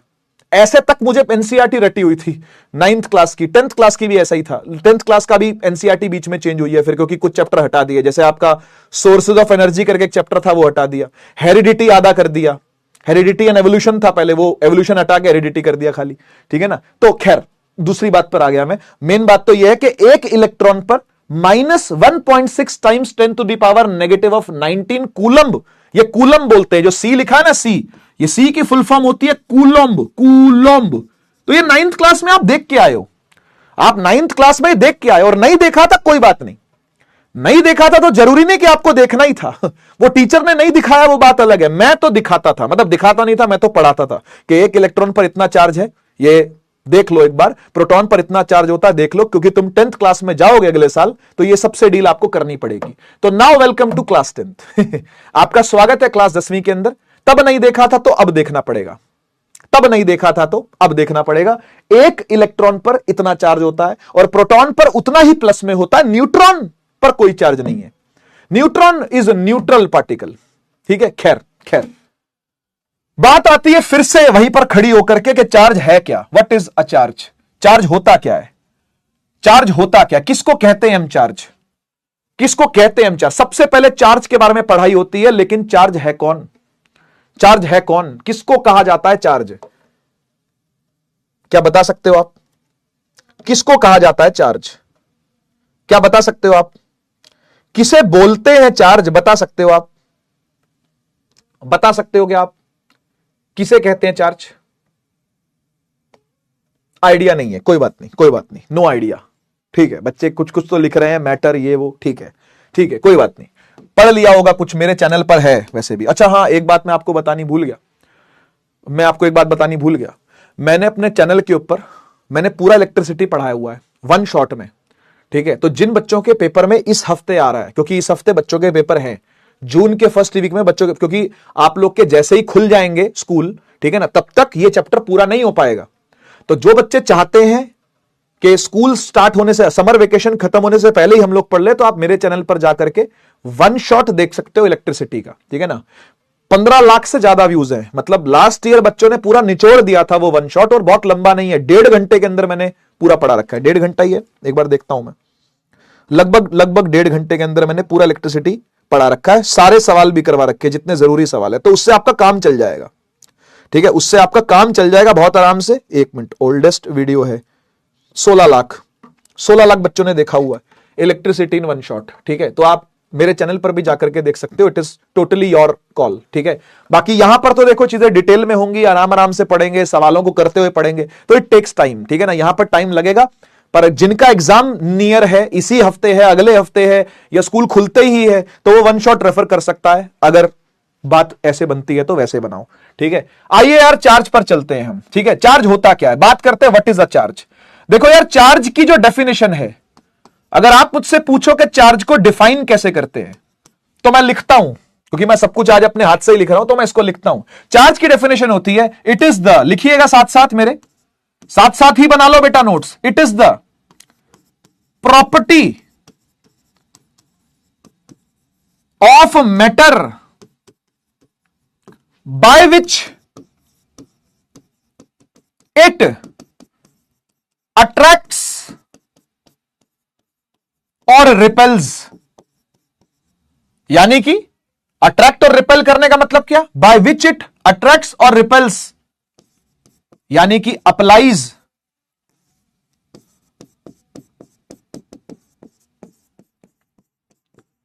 Electric and magnetic effects on other matter.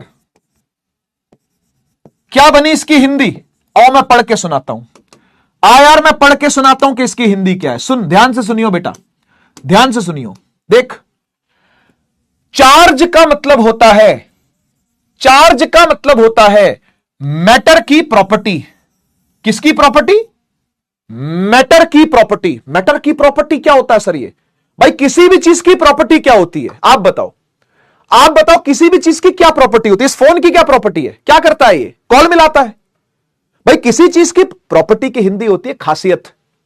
Property का मतलब होता है वो किस बात से जाना जाता है। ये फोन किस चीज से जाना जाता है कि इसमें गेम बहुत अच्छी खेलते हैं, तो प्ले स्टेशन ले ले, वो ज्यादा अच्छी और ज्यादा अच्छी गेम खेलेगा वो। बात सही है कि नहीं? फोन का मतलब क्या? फोन का मतलब फोन करना। बात सही है ना? फोन का मतलब क्या है? फोन करना। ये इसकी क्या प्रॉपर्टी है? इसकी क्या प्रॉपर्टी है? इसकी प्रॉपर्टी है आवाज कैच करना। मेरी आवाज कैच कर रहा है, ये इसकी प्रॉपर्टी है। समझ गए ना? एक कपड़े की क्या प्रॉपर्टी होती है? तन ढकना। कपड़ा क्या करता है? शरीर ढकने के काम करता है। तो कपड़े की प्रॉपर्टी क्या हो गई? शरीर ढकना, उसकी प्रॉपर्टी है। बात समझ में आई ना? गले की प्रॉपर्टी है, गले की प्रॉपर्टी चिल्लाना, मतलब आवाज निकालना, बातें करना। समझ गए ना? एक टीचर की प्रॉपर्टी क्या होती है? एक टीचर की प्रॉपर्टी क्या? अच्छे से किसी बात को दिल और दिमाग में उतार देना बच्चे के, ये टीचर की प्रॉपर्टी है। अच्छा, बच्चे की प्रॉपर्टी क्या होती है? एक स्टूडेंट की प्रॉपर्टी क्या होती है? अपने टीचर की आज्ञा का 100% पालन करना।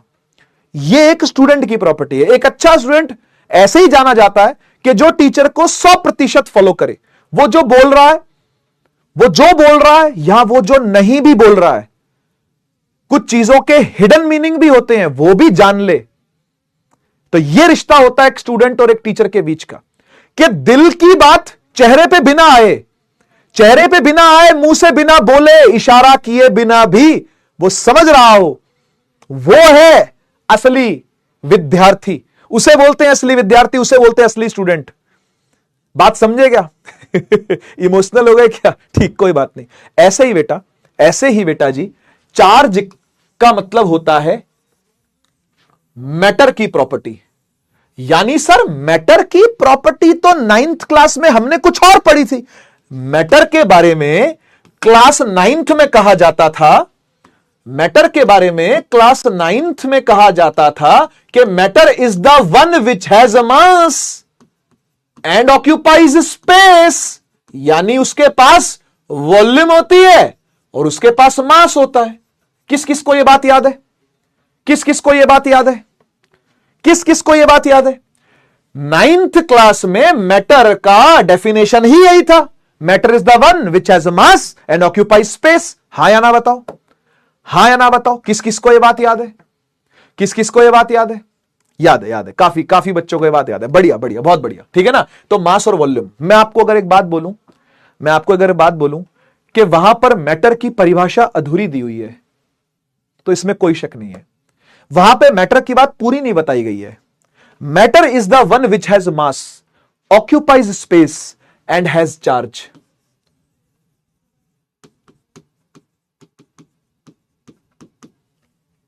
चार्ज बिना मैटर के रह ही नहीं सकता। चार्ज एक मैटर की खासियत है। यानी अगर कहीं भी मैटर है तो चार्ज होगा। अब इस बात को ढंग से सुनो और ढंग से समझो। एक बात बताओ, कोई भी मैटर होता है इस पूरे ब्रह्मांड में, कोई भी मैटर, कोई भी मटेरियल है, क्या उसका मास होता है? हां या ना? और उस मास से वो क्या करता है? अगर किसी चीज का कोई मास है या कितना मास है, तो उसका क्या फायदा है जान करके? वो बात जान के क्या फायदा है? इसका कुछ मास है, हां, तो ये जान के क्या लाभ हुआ, क्या फायदा हुआ ये जान करके? आप मुझे बताओ। ये मास जान के, किसके पास मास है, इससे क्या फायदा हुआ? इससे यह फायदा हुआ कि हम इसका इनर्शिया पता कर पाएंगे। क्या पता कर पाएंगे? हम इससे इसका इनर्शिया पता कर पाएंगे। इनर्शिया क्या होता है? कि यह चीज अगर चल रही है तो इसको रोकने में कितना जोर लगाना पड़ेगा, या फिर यह चीज रुकी हुई है तो इसको चलाने में कितना जोर लगाना पड़ेगा। दोनों बातें। रुकी चीज को चलाने में कितना दम लग रहा है, या चलती चीज को रोकने में कितना दम लग रहा है। दम की बात मास है कि भाई मास जितना ज्यादा होगा उतनी मुश्किल से कोई चीज चलती है और उतनी मुश्किल से कोई चीज रुकती है। याद आया? इनर्शिया क्लास 9th का टॉपिक था। ये आप में से नीव बैच में बहुत सारे बच्चे पढ़ के आए होंगे। बहुत सारे बच्चे मुझसे खजाना में पढ़ रहे थे लास्ट ईयर, क्योंकि मेरे पास नीव नहीं था। इस साल मेरे पास नीव है। तो लास्ट ईयर आपने मुझसे नीव बैच में तो फिजिक्स नहीं पढ़ी थी, लेकिन खजाना में बहुत सारे बच्चे मुझसे जुड़े हुए थे, जो पढ़ रहे थे, जो मुझे आकर के डीएम करते थे कि सर हम आपसे खजाना में पढ़ रहे हैं, है ना, या फिर हम आपसे ऑनलाइन पढ़ रहे हैं स्प्रिंट बैच से। तो स्प्रिंट बैच काफी 2 साल करीब पहले मैंने लिया था, तो वहां से बच्चे पढ़ रहे थे। ठीक है, तो समझिए भाई इस बात को कि matter is the one which has mass. Matter वो है जिसके पास मास है, और मास से क्या आएगा? इनर्शिया आएगा। अच्छा, matter is the one which has volume. Volume से क्या होता है? वॉल्यूम से क्या होता है? मैटर के पास अगर वॉल्यूम है तो क्या करेगा? मैटर के पास अगर वॉल्यूम है तो इससे क्या लाभ, इससे क्या फायदा? इससे फायदा यह कि आपको यह पता चल जाएगा कि वो जगह कितना ऑक्यूपाई कर रहा है, वो स्थान कितना, वो स्पेस कितना ऑक्यूपाई कर रहा है। यही तो वॉल्यूम होता है, यही तो वॉल्यूम है, हाँ या ना? इसी को तो वॉल्यूम कहते हैं कि भाई कितनी जगह ऑक्यूपाई करेगा। अब ये फोन है, ये फोन है, ये मेरे पूरा घर तो नहीं ऑक्यूपाई कर सकता, ये मेरा पूरा घर तो नहीं ऑक्यूपाई कर सकता। ये मेरी जेब में रहेगा, मेरी जेब जितना साइज ऑक्यूपाई करेगा। ये पेन कितना ऑक्यूपाई करेगा? ये पेन मैं कान के यहां लगा लेता हूं भाई, इतना ही ऑक्यूपाई हो पा रहा है, ठीक है ना? आजा नीचे आजा बेटा, ठीक है, समझ में आ रही है बात? तो वॉल्यूम का मतलब स्पेस कितना ऑक्यूपाई करेगा। ऐसे ही चार्ज का मतलब समझो, अगर किसी चीज के पास चार्ज है तो इससे लाभ क्या, इससे फायदा क्या? इससे फायदा यह कि हम यह पता कर पाएंगे कि वो दूसरे चार्ज पर अट्रैक्टिव फोर्स लगा रहा है, रिपल्सिव फोर्स लगा रहा है। यानी कि पूरी कहानी समझ, पूरी कहानी यह है कि it is the property of a matter. यह मैटर की प्रॉपर्टी तो है, यह मैटर की प्रॉपर्टी तो है, लेकिन उससे होता क्या है? अरे मैटर की प्रॉपर्टी तो है, लेकिन उससे होता क्या? उससे यह इलेक्ट्रिक और मैग्नेटिक इफेक्ट्स लगाता है दूसरे मैटर पे, उससे ये इलेक्ट्रिक और मैग्नेटिक इफेक्ट्स लगाता है दूसरे मैटर पे। यानी दूसरे मैटर को क्या करता होगा? या तो खींचता होगा या फेंकता होगा दूर। ये फेंक रहा देख, ये फेंक रहा देख। या तो रिपल्शन करता होगा या अट्रैक्शन करता होगा। चार्ज का यही काम है। आप एक बात बताओ, हलवाई से जाके मिठाई लेके आते हो, उस मिठाई का क्या काम है? क्या करते हो उस मिठाई का? क्या करते हो आप बताओ? आप हलवाई से मिठाई लेके आए, आप क्या करोगे? मिठाई का खाओगे, उससे क्या होगा? मिठास, वो मिठास है। आप समझ गए ना? मिठाई में क्या है? मिठास है। तो मिठाई का जो गुण है दैट इज मिठास। बात समझ में आई ना? आग का गुण क्या है? मैं आग वाला इमोजी लगवाता हूं क्लास के अंदर। तो आग का गुण क्या है? आग का गुण है गर्म करना, गरमाइश देना। फायर एलिमेंट क्या कहलाता है? फायर एलिमेंट कहलाता है कि हीट ज्यादा है, गर्मी ज्यादा है। बात समझ में आ रही ना? अच्छा, जल का गुण क्या है? जल, नीर, पानी। पानी का गुण क्या है? पानी का गुण है शीतलता प्रदान करना, लगी आग को बुझा देना। यह पानी का काम है। बात समझ में आई क्या? तो हर एक चीज की एक प्रॉपर्टी होती है। ऐसी चार्ज क्या है? मैटर की प्रॉपर्टी है, जिसकी वजह से इलेक्ट्रिक और मैग्नेटिक इफेक्ट लगाता है दूसरे मैटर पे। बात समझ में आई ना? तो अगर किसी बॉडी में चार्ज है, ऐसे समझो, अगर किसी बॉडी में चार्ज है तो वो दूसरी बॉडी को अट्रैक्ट कर सकता है या रिपेल कर सकता है। अब इसको दूसरे तरीके से सुनते हैं, अब इसको रिवर्स इंजीनियरिंग मेथड से सुनते हैं। इमेजिन करो कि दो बॉडीज एक दूसरे पर रिपल्सिव फोर्स लगा रही हैं। इमेजिन करिए दो बॉडीज एक दूसरे पर रिपल्सिव फोर्स लगा रही है। क्या ये समझ नहीं आता इस बात से कि भाई उनके अंदर चार्ज हो सकता है? हां या ना बोलो, हां या ना बोलो। अगर दो बॉडीज एक दूसरे पर रिपल्सिव फोर्स लगा रही है, एक दूसरे से दूर जा रही हैं, इसने उस पर पीछे फोर्स लगा दी, इसने उस पर पीछे फोर्स लगा दी, तो क्या हम ये कह सकते हैं कि यहां पे चार्ज हो सकता है दोनों के बीच में? बोलो यार, कह सकते हैं कि नहीं कह सकते? इसके पीछे का जो राज है वो चार्ज है। इसके पीछे का जो कारण बन रहा है वो चार्ज बन रहा है। इसके पीछे का जो रीजन बन रहा है वो चार्ज बन रहा है। क्या ये बात समझ में आती है? क्या ये बात समझ में आती है? आती है तो फायर इमोजी लगना चाहिए। तो यही डेफिनेशन है बेटा चार्ज की। सरल हिंदी में एक बार फिर समझाता हूं, सरल भाषा में, सरल भाषानुवाद कर देता हूं कि क्या पीछे लिखा हुआ है। देख, जैसे मैटर के पास मास है, मैटर के पास वॉल्यूम है, मैटर के पास चार्ज भी है। मास से उसके इनर्शिया का पता लगता है, वॉल्यूम से कितनी जगह घेरेगा यह पता लगता है, और चार्ज से यह पता लगता है कि रिपल्सिव फोर्स कितनी तगड़ी या अट्रैक्टिव फोर्स कितनी तगड़ी लगाएगा। ठीक? तो charge is a property of matter. Charge गुण है मैटर का। मैटर के कई सारे गुण हैं, उनमें से वन ऑफ द गुण चार्ज है, जिसकी वजह से वो क्या करता है? दूसरी बॉडीज पर रिपल्सिव या अट्रैक्टिव फोर्सेस लगाता है। ठीक है? तो आज के बाद अगर कोई आपसे पूछेगा कि चार्ज क्या है, तो आप चार्ज को ढूंढने तो नहीं निकलोगे कि ये चार्ज। चार्ज कोई चीज थोड़ी ना है, चार्ज एक गुण है, चार्ज एक प्रॉपर्टी है। जैसे आपके अंदर की प्रॉपर्टी क्या है, ढूंढो कि आपकी खासियत क्या है। मेरी खासियत क्या है? मेरी खासियत है पढ़ाना। आपकी खासियत हो सकता है कि आप एक अच्छा एआई प्रोग्राम डिजाइन करते हो।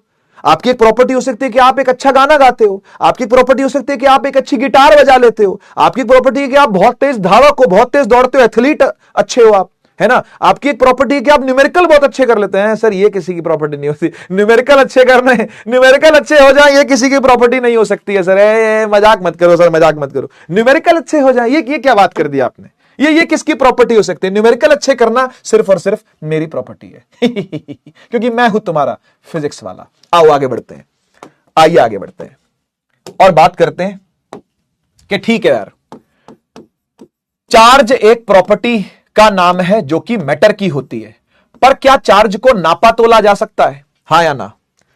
क्या चार्ज को नापा तोला जा सकता है, हां या ना?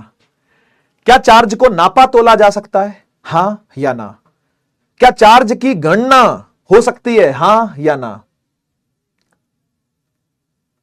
यस यस, हो सकती है, बिल्कुल हो सकती है। और चार्ज को डिनोट किया जाता है बेटा क्यू सिंबल से, ठीक है। अब तुम बोलोगे नहीं सर, नहीं ऐसा नहीं होना चाहिए सर, सर वेलोसिटी को वी से करते हैं सर हम, ये क्या बात हुई सर? चार्ज को क्यू से क्यों करें? फोकल लेंथ को एफ से करते हैं सर, तो इमेज डिस्टेंस को वी से क्यों करते हैं फिर? ये तो कभी सवाल नहीं आया। ऑब्जेक्ट डिस्टेंस को यू से क्यों करते हैं? तो कोई सवाल नहीं आया, है ना। तो समझो बात को भाई, डिनोशन किसी की किसी से भी हो सकती है ठीक है, डिनोशन किसी की भी किसी से भी हो सकती है।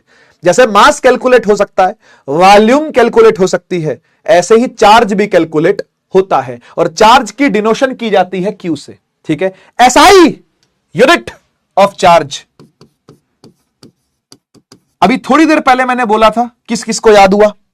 पिछले पेज पे ही लिखा था, अभी देखता हूं किस किसने नोट्स में नोट किया है। एसआई यूनिट क्या होती है चार्ज की?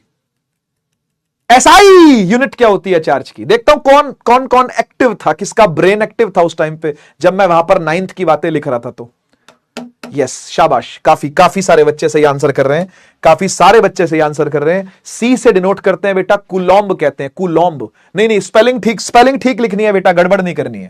COULOMB है, COULOMB, कूलॉम्ब। कूलाम बोल देते हैं वैसे, अगर आप इसको ऑडियो में सुनोगे कि क्या कैसे बोला जाता है तो कूलाम बोल देते हैं, कूलाम, ठीक है ना, लेकिन कूलॉम्ब लिखा जाता है, COULOMB, कूलॉम्ब, ठीक है। इसे डिनोट करते हैं कैपिटल सी से, कूलॉम्ब को डिनोट करते हैं किससे? कैपिटल सी से। तो कभी भी चार्ज अगर लिखा जाएगा तो कैसे लिखा जाएगा? अगर आपको चार्ज कभी लिखने को आया कि भाई चार्ज लिख के दिखाओ, तो कैसे लिखोगे? Q is equal to 3 coulomb, Q is equal to -2.5 coulomb, इस तरीके से। क्लियर हुआ क्या? तो इस तरीके से डिनोट करते हैं चार्ज को, इस तरीके से लिखते हैं चार्ज को। लेकिन मैं आपको एक बात और बताता हूं, इसकी जो ऐसा यूनिट है वो तो कूलम है, लेकिन जो इसकी प्रैक्टिकल यूनिट्स है ना, मतलब जो आपको न्यूमेरिकल में यूज होती दिखेंगी 10th में भी, और आप 12th में भी कभी जाकर के अगर PCM लेते हो या PCB लेते हो या PCMB लेते हो, ऐसे बच्चे भी होते हैं जो दोनों ले लेते हैं, मैथ्स भी बायो भी, दोनों पसंद है, दोनों ले लिए। समृद्धि मैम से बहुत प्यार करते हैं, ऋतिक सर से बहुत प्यार करते हैं, तो दोनों ले लिए, ठीक है ना। फिजिक्स तो बेटा लेनी पड़ेगी, प्यार करो ना करो इधर आ जाओ, इधर आ जाओ। कॉमर्स विद फिजिक्स दिलवाऊंगा बेटा, बता रहा हूं, फिजिक्स से इतना प्यार करवा दूंगा इस साल के अंत तक कि तुम बोलोगे सर कॉमर्स में फिजिक्स क्यों नहीं है? हमें कॉमर्स लेनी है, हमें CA बनना है, लेकिन हमको फिजिक्स भी चाहिए। सर हमको IAS बनना है, हम ह्यूमैनिटीज लेंगे, लेकिन हमको फिजिक्स भी चाहिए। ह्यूमैनिटीज विद फिजिक्स का ऑप्शन क्यों नहीं दिया सरकार ने CBSE ने? कॉमर्स विद फिजिक्स का ऑप्शन क्यों नहीं दिया? ऐसा बना दूंगा तुमको ठीक है, इधर आओ, इधर आओ। ऐसा यूनिट से छोटी यूनिट्स भी आपको पढ़नी है, जैसे कि 1 मिली कूलॉम्ब। तो मिली बेटा कब आता है? जब कोई मिलती है? नहीं बेटा, ऐसा कुछ नहीं है, मिली कूलम है आगे, है ना, मिली कोई और नहीं है, मिली कूलम। मिली कूलम को लिखा जाता है 1 छोटा m बड़ा C, छोटा m बड़ा C, और यह होता है 10 की पावर -3 कूलम्ब। नोट करने वाली बात है, नोट करने वाली बात है, आप इसको नोट करेंगे बेटा। एक और है, एक और है, ध्यान से देखना। 1 micro coulomb, 1 micro coulomb. Micro coulomb क्या होता है? माइक्रो का सिंबल ऐसे होता है बेटा, यह सिंबल है म्यू, इस सिंबल को बोलते हैं म्यू, आधा मां या बड़ी ऊ की मात्रा, इंग्लिश में MU लिखते हैं इसको, और म्यू बुलाते हैं, म्यू, ठीक है, म्याऊ, ठीक है, म्याऊ नहीं है वैसे, म्यू है, म्यू। म्यू, ठीक है, म्यू बुलाते हैं, एमयू लिखते हैं, और सिंबल ये है, सिंबल ये है, ठीक है ना। माइक्रो कूलम लगाओगे आगे, ये होता है 10 की पावर -6 कूलम, 10 की पावर -6 कूलम। लिख लो, लिख लो जल्दी से, जल्दी से लिख लो, 10 की पावर -6 कूलम, वो है 10 की पावर -3 कूलम। आसान है, आसान है, ऐसा कुछ नहीं है। माइक्रो कूलम, मिली कूलम, ईजी है, ठीक है। ऐसा यूनिट क्या होती है बेटा, इसकी कूलम होती है, ठीक है, ठीक है। आगे सुन, आगे सुन, डिनोशन समझ में आया? आया। ऐसा यूनिट क्लियर है? हां जी क्लियर है।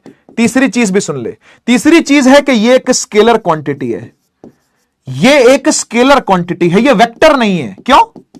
क्यों जी? आइए चर्चा करते हैं, आइए चर्चा करते हैं कि ये वेक्टर क्यों नहीं है, ये स्केलर क्यों है। एक बात बताओ, अगर किसी बॉडी पर कोई चार्ज है, सपोज करो ये मेरा हाथ है, इस हाथ पर कोई चार्ज है, तो क्या ये चार्ज बताने के साथ साथ मुझे डायरेक्शन बताना जरूरी है क्या, कि ये चार्ज नॉर्थ में है या ये चार्ज ईस्ट में है? अरे हाथ पे है यार, बात खत्म हो गई।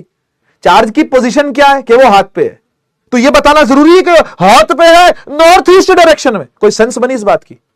कोई सेंस बनी क्या? कोई सेंस नहीं है। तो डायरेक्शन सेंस होती ही नहीं है चार्ज की। चार्ज एक स्केलर क्वांटिटी है, और स्केलर क्वांटिटी का फायदा सुनो क्या होता है। स्केलर क्वांटिटी का फायदा ये होता है, ध्यान से सुनना, इंपॉर्टेंट बात है ये, क्योंकि ये प्रॉपर्टी है चार्ज की, मतलब चार्ज की फर्दर प्रॉपर्टीज है ये, ठीक है ना। चार्ज खुद भी एक प्रॉपर्टी और उसकी आगे ही प्रॉपर्टी है समझ गए ना। मतलब तुमने मान लो एक घर खरीदा, एक घर खरीदा, उस घर, वो घर जो तुमने खरीदा, ठीक है, उसका रेट बहुत बढ़ गया, बढ़ा हुआ रेट जो था उसको तुमने बेच दिया, उससे तुमने 2 और घर खरीद लिए। तो समझ लो एक प्रॉपर्टी से और प्रॉपर्टी बनाई से, मजाक कर रहा हूं, ठीक है, तो बैड जोक, सॉरी, ठीक है। तो स्केलर क्वांटिटी का मतलब क्या होता है? स्केलर क्वांटिटी का मतलब होता है कि ये अरिथमेटिक एडिशन करेगी। क्या करेगी? अरिथमेटिक क्या करेगी? एडिशन करेगी। अरिथमेटिक एडिशन का क्या मतलब होता है मैं समझाता हूं। इधर देख, इधर देख बेटा, इमेजिन कर, इमेजिन कर के ये कोई बॉडी है, ठीक है, ऐसी कैसी भी बॉडी है, टेढ़ी मेढ़ी बॉडी है, जैसी ही बॉडी है, देख लो बस इसको, ठीक है ना। ये कोई बॉडी है, इस बॉडी पर -6 कूलम का चार्ज पड़ा है, +3.5 कूलम का चार्ज पड़ा है, +1.5 कूलम का चार्ज पड़ा है, -3 कूलम का चार्ज पड़ा है, और +7 कूलम का भी चार्ज पड़ा है, और -2 कूलम का भी चार्ज पड़ा है। और मैं तुमसे पूछूं कि बता नेट चार्ज कितना है बॉडी पे, तो क्या करोगे? तो बता इस अमीबा ने कितना चार्ज खा लिया है बाय सुडोपोडियास सुडोपोडिया, सुडोपोडिया माने फॉल्स फीट, फॉल्स फीट से इसने कितना चार्ज अपने अंदर पेट में भर लिया है, बताइए। इसका क्यूनेट कैसे आएगा? क्यूनेट का मतलब होता है नेट चार्ज कैसे आएगा, नेट चार्ज कैसे आएगा, टोटल चार्ज बताओ जरा बॉडी पे कितना है। तो आप सीधा सीधा सबको ऐड कर दोगे। अरिथमेटिक एडिशन का मतलब होता है सीधा सीधा ऐड कर देना। सीधा सीधा ऐड कर देने का मतलब होता है कि -6 लिखा है तो -6 लिख दो, -2 है तो -2 लिख दो, और माइनस वाला और भी है कोई, हां जी -3 है वो भी लिख दो, और फिर प्लस का 7 भी लिख दो, और कौन है, और प्लस का 3.5 भी है वो भी लिख दो, और कौन है, प्लस का 1.5 भी है वो भी लिख दो। तो कुल मिला के कितना आया? ये कुल मिला के कितना बना? 1 बना। अच्छा देख लेते हैं। 6 में 2 8 में 3 11, अच्छा 7 में 3 10, 1 11 और 12, वाह भाई वाह, एकदम सही यार। तो माइनस का 11 है और प्लस का 12 है, तो कुल मिला के +1 कूलम का चार्ज इस बॉडी के ऊपर है। आया कि नहीं आया? क्या यह स्केलर प्रॉपर्टी समझ में आई क्या होती है? स्केलर प्रॉपर्टी का मतलब सीधा सीधा एडिशन होना। सीधा सीधा एडिशन कर दो। बॉडी में, बॉडीज शरीर, शरीर में जितने भी चार्ज जहां कहीं भी पड़े हो, सीधे सीधे ऐड कर दे भाई, सीधा सीधा एडिशन कर दे।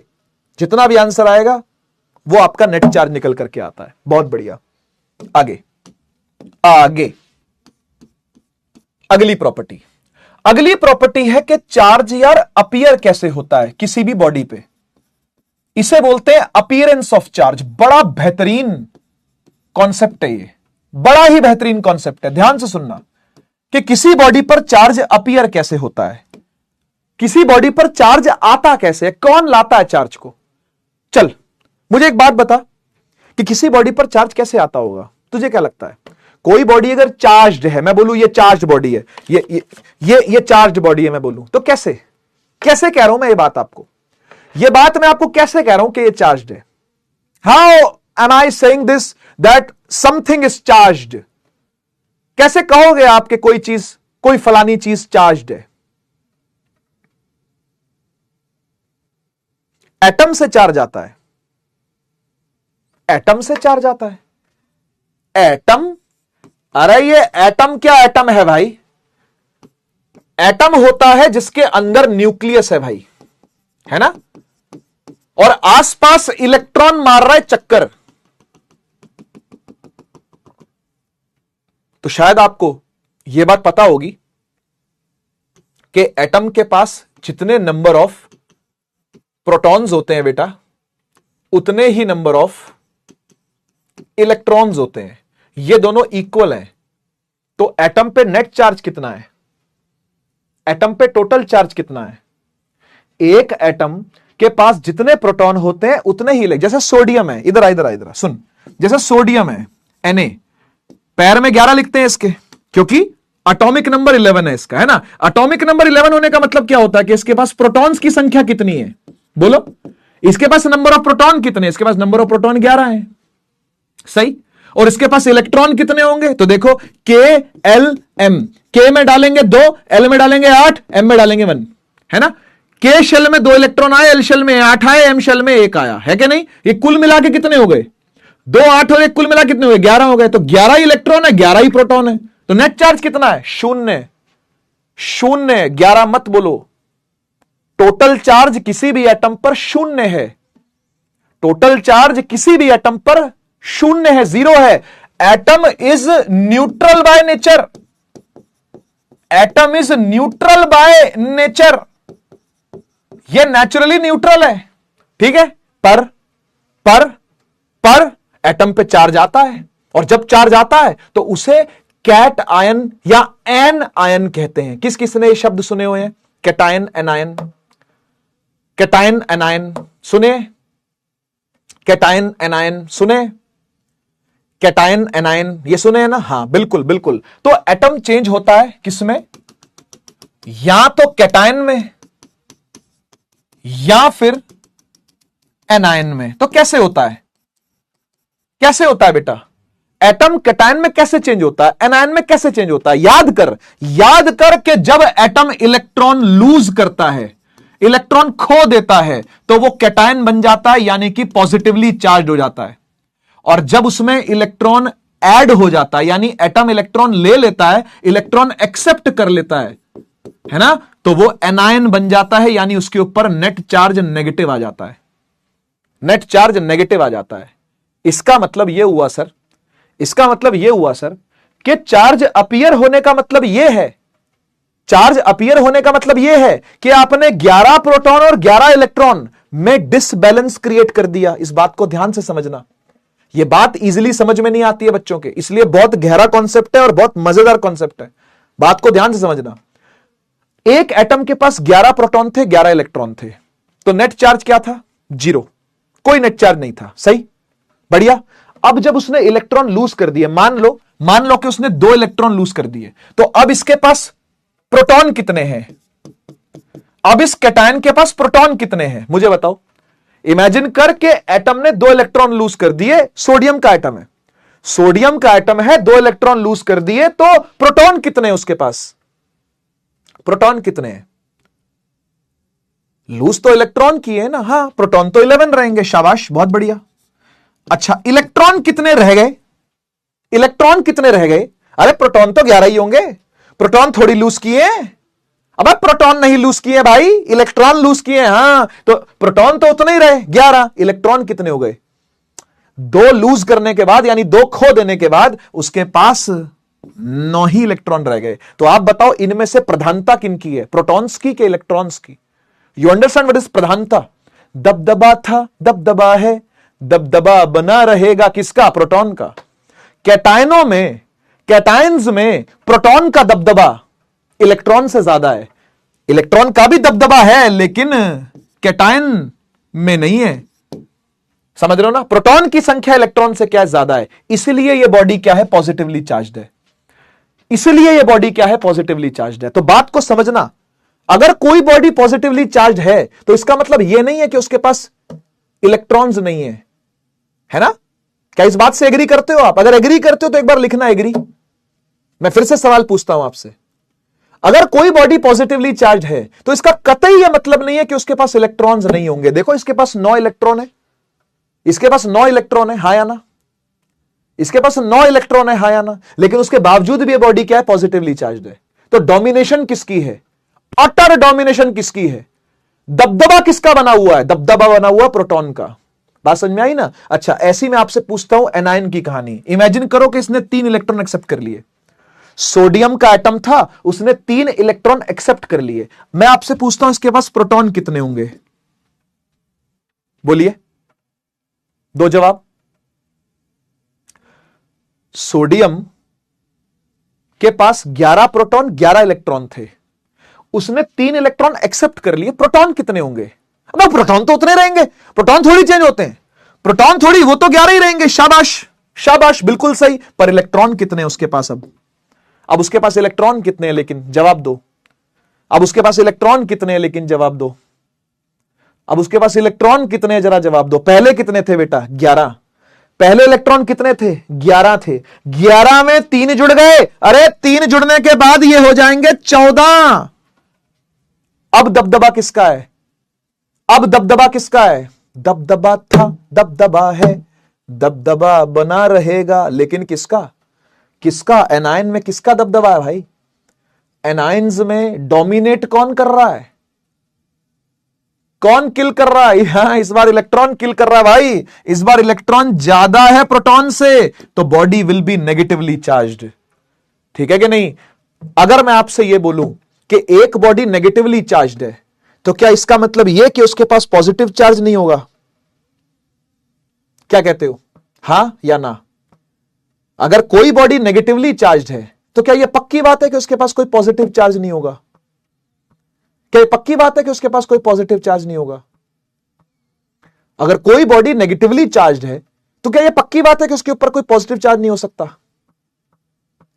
हां, मैं गलत बोल रहा हूं ना? वाली बात हो सकता है, हो सकता है, लेकिन डोमिनेटिंग नहीं है, डोमिनेशन में नहीं है, ज्यादा तादाद में नहीं है। तादाद किसकी ज्यादा है? तादाद ज्यादा इलेक्ट्रॉन की। क्या बात समझ में आई? समझ, कहानी समझ क्या है? कहानी यह है कि इमेजिन कर एक बॉडी थी, एक बॉडी थी जिसके पास 10 कूलम पॉजिटिव चार्ज था और 10 कूलम नेगेटिव चार्ज। या कूलम कूलम छोड़, एक काम करते हैं, 10 प्रोटॉन थे, 10 प्रोटॉन थे, 10 इलेक्ट्रॉन थे। ठीक है, मैंने क्या किया कि मैंने इसमें से 2 इलेक्ट्रॉन रिमूव करवा दिए। मैंने कहा भाई 2 इलेक्ट्रॉन अपना बोरिया बिस्तरा बांधो और निकलो। 2 इलेक्ट्रॉनों का बोरिया बिस्तरा बांधा और निकाल दिया। मैं आपसे पूछना चाहता हूं कि अब यह बॉडी पॉजिटिवली चार्ज होगी या नेगेटिवली चार्ज होगी? अब यह बॉडी पॉजिटिवली चार्ज होगी या नेगेटिवली चार्ज होगी? जवाब चाहिए मुझे आपसे, मुझे जवाब चाहिए आपसे। अगर एक बॉडी के पास 10 प्लस और माइनस भी 10 थे और मैंने 2 इलेक्ट्रॉन रिमूव करवा दिए, तो फाइनली यह बॉडी पॉजिटिवली चार्ज है कि नेगेटिवली चार्ज है? यस, शाबाश, बहुत बढ़िया। क्यों पॉजिटिवली चार्ज कैसे है? क्योंकि इसके पास 10 प्रोटॉन तो बेटा अभी भी है, 10 प्रोटॉन तो भाई के पास अभी भी है, लेकिन 2 इलेक्ट्रॉन गायब हो गए। 2 इलेक्ट्रॉन मैंने बोरिया बिस्तरा बांध के निकलवा दिए, तो इस बार प्रोटॉन भारी है इलेक्ट्रॉन पर। जब प्रोटॉन भारी होगा इलेक्ट्रॉन पर, तो पॉजिटिवली चार्ज्ड बॉडी रहेगी। सही है ना? ऐसे ही इमेजिन करके मुझे इस नीचे वाली बॉडी को नेगेटिवली चार्ज करना है, तो मैं क्या करूंगा? इस नीचे वाली बॉडी को मुझे नेगेटिवली चार्ज बनाना है, तो मैं क्या करूंगा? इस नीचे वाली बॉडी को मुझे नेगेटिवली चार्ज बनाना है, तो मैं क्या करूं? मैंने नीचे वाली बॉडी को नेगेटिवली चार्ज बनाना है। मैं चाहता हूं कि नेट चार्ज इस पर नेगेटिव रहे, तो मैं क्या करूं? मैं इसमें इलेक्ट्रॉन्स ऐड करवा दूंगा। सपोज करके 3 इलेक्ट्रॉन क्या करवाए मैंने? ऐड करवा दिए। यस, 3 इलेक्ट्रॉन ऐड होते ही यह बॉडी 10 से हो जाएगी 13, यह हो जाएगी -13 इलेक्ट्रॉन वाली, और +10 प्रोटॉन तो पहले से ही है। इस बार इलेक्ट्रॉन डोमिनेट कर रहे हैं प्रोटॉन से। क्या यह कहानी समझ में आती है? अब मैं आपसे एक सवाल पूछता हूं, और मेरे सवाल का जो बच्चा सही तरीके से जवाब देगा उसका नाम जोर से चिल्लाऊंगा, जोर से, इतनी जोर से कि कान ही फट जाए। ठीक है, तो सवाल यह है कि रिमूव करना था तो भी इलेक्ट्रॉन ही किया, ऐड करना था तो भी इलेक्ट्रॉन ही किया। ये प्रोटॉन के साथ क्यों नहीं छेड़छाड़ करते अपन? ये प्रोटॉनों के साथ कभी छेड़छाड़ क्यों नहीं हो रही? ये प्रोटॉन्स को क्यों नहीं हटाया या ऐड किया जा रहा? ये इलेक्ट्रॉन के साथ ही क्यों हो रहा है कि उसको हम जोड़ रहे हैं और घटा रहे हैं? कारण रीजन। आप में से बहुत सारे बच्चों का यह सवाल भी हो सकता है, आप में से बहुत सारे बच्चों का यह डाउट भी हो सकता है कि सर ये क्या, इलेक्ट्रॉन ही क्यों निकाला जा रहा है और इलेक्ट्रॉन ही क्यों डाला जा रहा है? प्रोटॉन के साथ क्या कमी है? प्रोटॉन को क्यों नहीं निकाला जाता या डाला जाता? तो इसका आंसर क्लास 9th की किताबों में मिलेगा आपको। वही वाली किताब जो म्यूजियम में रखने लायक है, उस किताब में लिखा हुआ है 9th वाली एनसीईआरटी में कि एटम के अंदर, एटम के सेंटर पर एक स्फेरिकल बॉल होती है जिसको न्यूक्लियस बुलाते हैं। किसने सुना है ये पहले भी?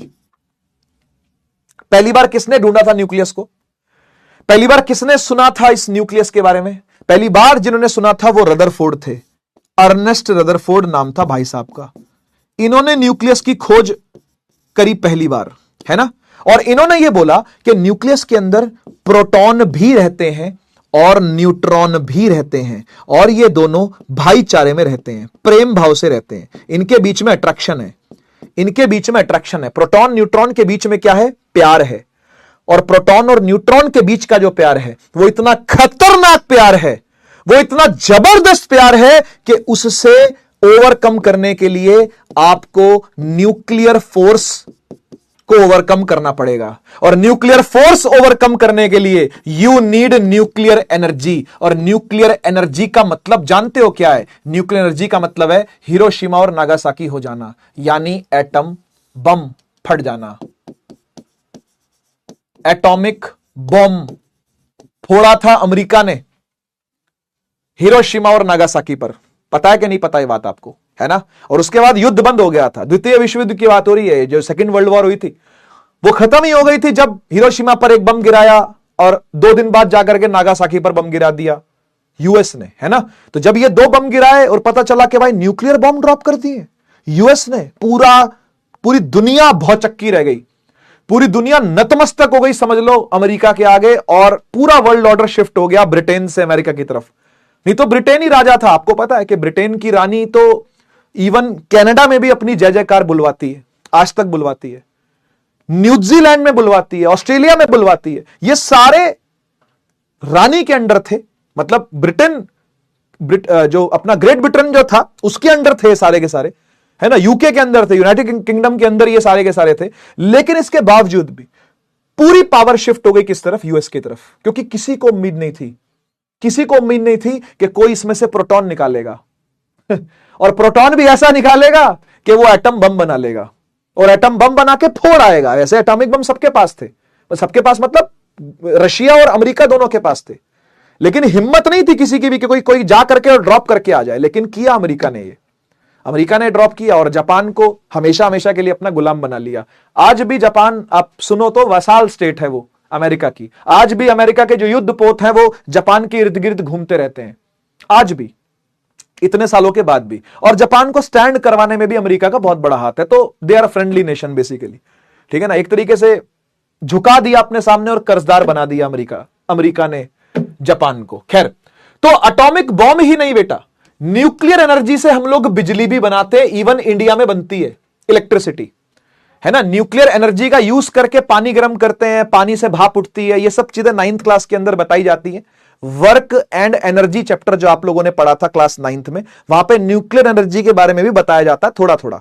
किताब में नहीं दिया हुआ, लेकिन टीचर अपने मन से बता देता है अगर बच्चा सुनना चाहे तो न्यूक्लियर एनर्जी से पानी गर्म होता है, पानी गर्म होने से भाप निकलती है, भाप इतनी तेज निकलती है कि उससे टरबाइन घूमना शुरू हो जाता है, और उस टरबाइन के साथ जुड़ा होता है एसी जनरेटर, जिससे कि करंट पैदा होता है, बिजली पैदा होती है। वो बिजली घर घर में जाती है। हमारे भी घरों में कोल से, हाइडल पावर प्लांट से और न्यूक्लियर पावर प्लांट से बिजली आती है। ये 3 पावर प्लांट इंडिया में कोर पावर है, मतलब बिजली प्रोड्यूस करने के लिए, ठीक है ना। एक तो नदियों से प्रोड्यूस करते हैं हम लोग बिजली, आपने देखा होगा डैम बने होते हैं, हाइडल पावर प्लांट बने होते हैं। दूसरा कोयला जलता है, थर्मल पावर प्लांट बोलते हैं जिसको, कोयला जलता है, 9th में नहीं पढ़ा होगा आपने, कोई बात नहीं, ठीक है ना। तीसरा न्यूक्लियर पावर प्लांट है। तो न्यूक्लियर एनर्जी की हेल्प से हम बिजली भी बनाते हैं और बिजली को भी इस्तेमाल करते हैं, ठीक है। तो ये कैसे पॉसिबल है, बिजली तक पहुंच गए एटम को फोड़ने से। हां, अगर एटम का न्यूक्लियस फटा, अगर एटम का न्यूक्लियस टूटा, तो टूट करके उसमें से न्यूक्लियर फोर्स ओवरकम करने के लिए आपको एनर्जी देनी पड़ती है पहले, और जब वो एनर्जी निकलती है तो बहुत ज्यादा निकलती है, और ये न्यूक्लियर एनर्जी से या तो तबाही मचा दी जा सकती है या फिर बिजली बना ली जा सकती है। तो हम तो बिजली बनाने वाले लोग हैं, हम तबाही मचाने वाले लोग नहीं है। खैर, एटम बम हमारे पास भी है, और एटम बम का भी एक बाप बम हमारे पास भी है, हाइड्रोजन बम जिसका नाम है, जो अभी तक कहीं भी नहीं चला, और वो चलेगा तो ऐसा बोलते हैं कि कॉन्टिनेंट ही डिस्ट्रॉय हो जाएगा। जैसे एटम बम गिरता है तो आइलैंड डिस्ट्रॉय हो जाता है, या आधी आधी आबादी देश की जो है वो खत्म हो जाती है। लेकिन अगर हाइड्रोजन बम चल गया तो कहते हैं कि कॉन्टिनेंट पूरा का पूरा तबाह हो सकता है, क्योंकि कई गुना ज्यादा एनर्जी निकलती है हाइड्रोजन बम में से। एच बॉम्ब बोलते हैं इसको ए बॉम्ब बोलते हैं, इसका नाम ए बॉम्ब है, और वो एच बॉम्ब होता है, हाइड्रोजन बॉम्ब। खैर, आपको शायद बात समझ में आई होगी कि प्रोटॉन को निकालना और डालना दोनों ही कठिन है। कठिन क्या, नियर टू इम्पॉसिबल है, लेकिन इलेक्ट्रॉन का रिमूवल और इलेक्ट्रॉन का एडिशन तो ऐसे ही हो जाता है। ये तो ऐसी है, देखो, ये दो हाथ रगड़े, कुछ इलेक्ट्रॉन यहां से यहां गए, कुछ इलेक्ट्रॉन यहां से यहां गए, ऐसे रगड़ के दो चीजें आपस में रब होंगी ना, इलेक्ट्रॉन यहां से यहां निकल जाएगा या यहां से यहां, कहीं से कहीं इलेक्ट्रॉन छलांग लगा जाएंगे। इलेक्ट्रॉन का जाना, इलेक्ट्रॉन का आना, ये तो पूरी केमिस्ट्री बनी हुई है इस बात पे। इलेक्ट्रॉन के आने, इलेक्ट्रॉन के जाने पे पूरी केमिस्ट्री रची गई है। जितने केमिकल रिएक्शन हो रहे हैं तो ये सी तो हो रहे हैं, एक ने इलेक्ट्रॉन दूसरे को दिया, वो पॉजिटिवली चार्ज बन गया, जिससे निकला, और जिसके पास पहुंचा वो नेगेटिवली चार्ज हो गया, और दोनों जुड़ गए सदा सदा के लिए। Na और Cl कैसे जुड़े हैं, ये Na और Cl बड़ा तगड़ा बॉन्ड बोला जाता है, इनके बीच के बॉन्ड को बोलते हैं इलेक्ट्रोवैलेंट बॉन्ड। इनके बीच के बॉन्ड को कहते हैं इलेक्ट्रोवैलेंट बॉन्ड या फिर आयनिक बॉन्ड। ये आयनिक बॉन्ड कैसे बनता है, ये आयनिक बॉन्ड कैसे बना, अरे प्लस चार्ज और माइनस चार्ज ने एक दूसरे को अट्रैक्ट किया, एक दूसरे से प्यार किया है सदा सदा के लिए, कसमें खाई हुई हैं इन्होंने कि ये अलग नहीं होंगे, समझ गए ना। तो Na पॉजिटिव है, Cl माइनस है, दोनों के बीच में अट्रैक्शन पैदा हुई, और अट्रैक्शन पैदा होने से इलेक्ट्रोवैलेंट बॉन्ड या आयनिक बॉन्ड बना। तो केमिस्ट्री इसी पर पूरी रची गई है, ठीक है। तो यहां पर आप लोगों के चार्ज की कहानी आगे बढ़ रही है, ठीक है। और मैं आपसे रिक्वेस्ट करूंगा कि आप टेलीग्राम चैनल जरूर ज्वाइन कर लेना। आज की क्लास को हम इतना ही रखते हैं, एज सच कोई न्यूमेरिकल मैं आपके सामने आज नहीं रख रहा, ठीक है, क्योंकि चार्ज के ऊपर भी एक न्यूमेरिकल बनता है, पर वो नेक्स्ट क्लास में हम लोग पुट करेंगे, आज नहीं, ठीक है ना। आज के लिए इतना काफी है, नेक्स्ट क्लास तक हम लोग चार्ज फिनिश कर चुके होंगे। प्रॉपर्टीज वैसे ऑलमोस्ट हो गई हैं जितनी जरूरी थी, एक प्रॉपर्टी बची है बस, क्वांटाइजेशन, उसको पढ़ाने में समय लगेगा, ठीक है। तो वो एक प्रॉपर्टी के बाद चार्ज फिनिश हो जाएगा और हम लोग करंट की तरफ आगे बढ़ेंगे, ठीक है। तो मैं चाहूंगा कि आप सभी से आप टेलीग्राम जरूर ज्वाइन कर लें, इसके अंदर भी आप लोग को अपडेट्स मिलते रहते हैं, आप ये बात जानते हो। And thank you so much. आज बिना पीपीटी के हम लोग पढ़े हैं भाई, ठीक है। तो क्या कर सकते हैं, जब पीपीटी ही नहीं बन पाई मुझसे, ठीक है, तो कोई बात नहीं, हाथ से ही पढ़ा दिया। तो कैसी लगी आज की रॉ RDX वाली क्लास, जल्दी से बता दो, जल्दी से बता दो कि RDX रॉ क्लास कैसी रही। क्या आपको विद पीपीटी पढ़ना है कि विदाउट पीपीटी पढ़ना है, आगे से कैसे पढ़ना है आपको, विद पीपीटी या विदाउट पीपीटी? नहीं पीपीटी लेके आऊंगा यार, मजाक कर रहा हूं मैं, आज नहीं हो पाया बस, क्योंकि बिजी बहुत ज्यादा था, ठीक है। कल भी और आज भी इसके नोट्स भी आपको मिल जाएंगे ऑब्वियसली लेक्चर के नीचे ही, तो कोई टेंशन वाली बात नहीं है, ठीक है। मजा आया, चलो यार, थैंक यू सो मच। मेरी यही कोशिश रहती है कि जितने भी टॉपिक्स हो उनमें चाहे कितनी भी गहराई हो, उस गहराई तक आपको लेकर के जाऊं, उस टॉपिक के अंदर डुबा दूं, फील करवा दूं अच्छे से कि वो ठंडा है, गर्म है या कैसा है, वो चेक कर लो आप, ठीक है। और उस टॉपिक को अपने अंदर उतार लो, उस कॉन्सेप्ट को अपने अंदर फील करो, ठीक है ना। मेरी यही कोशिश रहती है कि मुश्किल से मुश्किल चीज को जितना सिंपल तरीके से हो सके मैं आपको समझाऊं, ठीक है। थैंक यू सो मच आज की क्लास में जुड़ने के लिए, and for being so tolerable, मतलब इतने ज्यादा टॉलरेंट होने के लिए बहुत मतलब आप लोग का शुक्रिया, क्योंकि मैं पीपीटी नहीं ला पाया, सिर्फ एक थैंक यू आपको पीछे दिख रहा है और एक टेलीग्राम आपको दिखाया मैंने, इसके अलावा बाकी रॉ स्लाइड्स थी बिल्कुल, ठीक है। लेकिन अगली बार पीपीटी के साथ मिलूंगा। थैंक यू सो मच, मिलते हैं नेक्स्ट क्लास में, तब तक के लिए take care, tata bye bye, Bharat Mata की जय, जय हिंद, वंदे मातरम।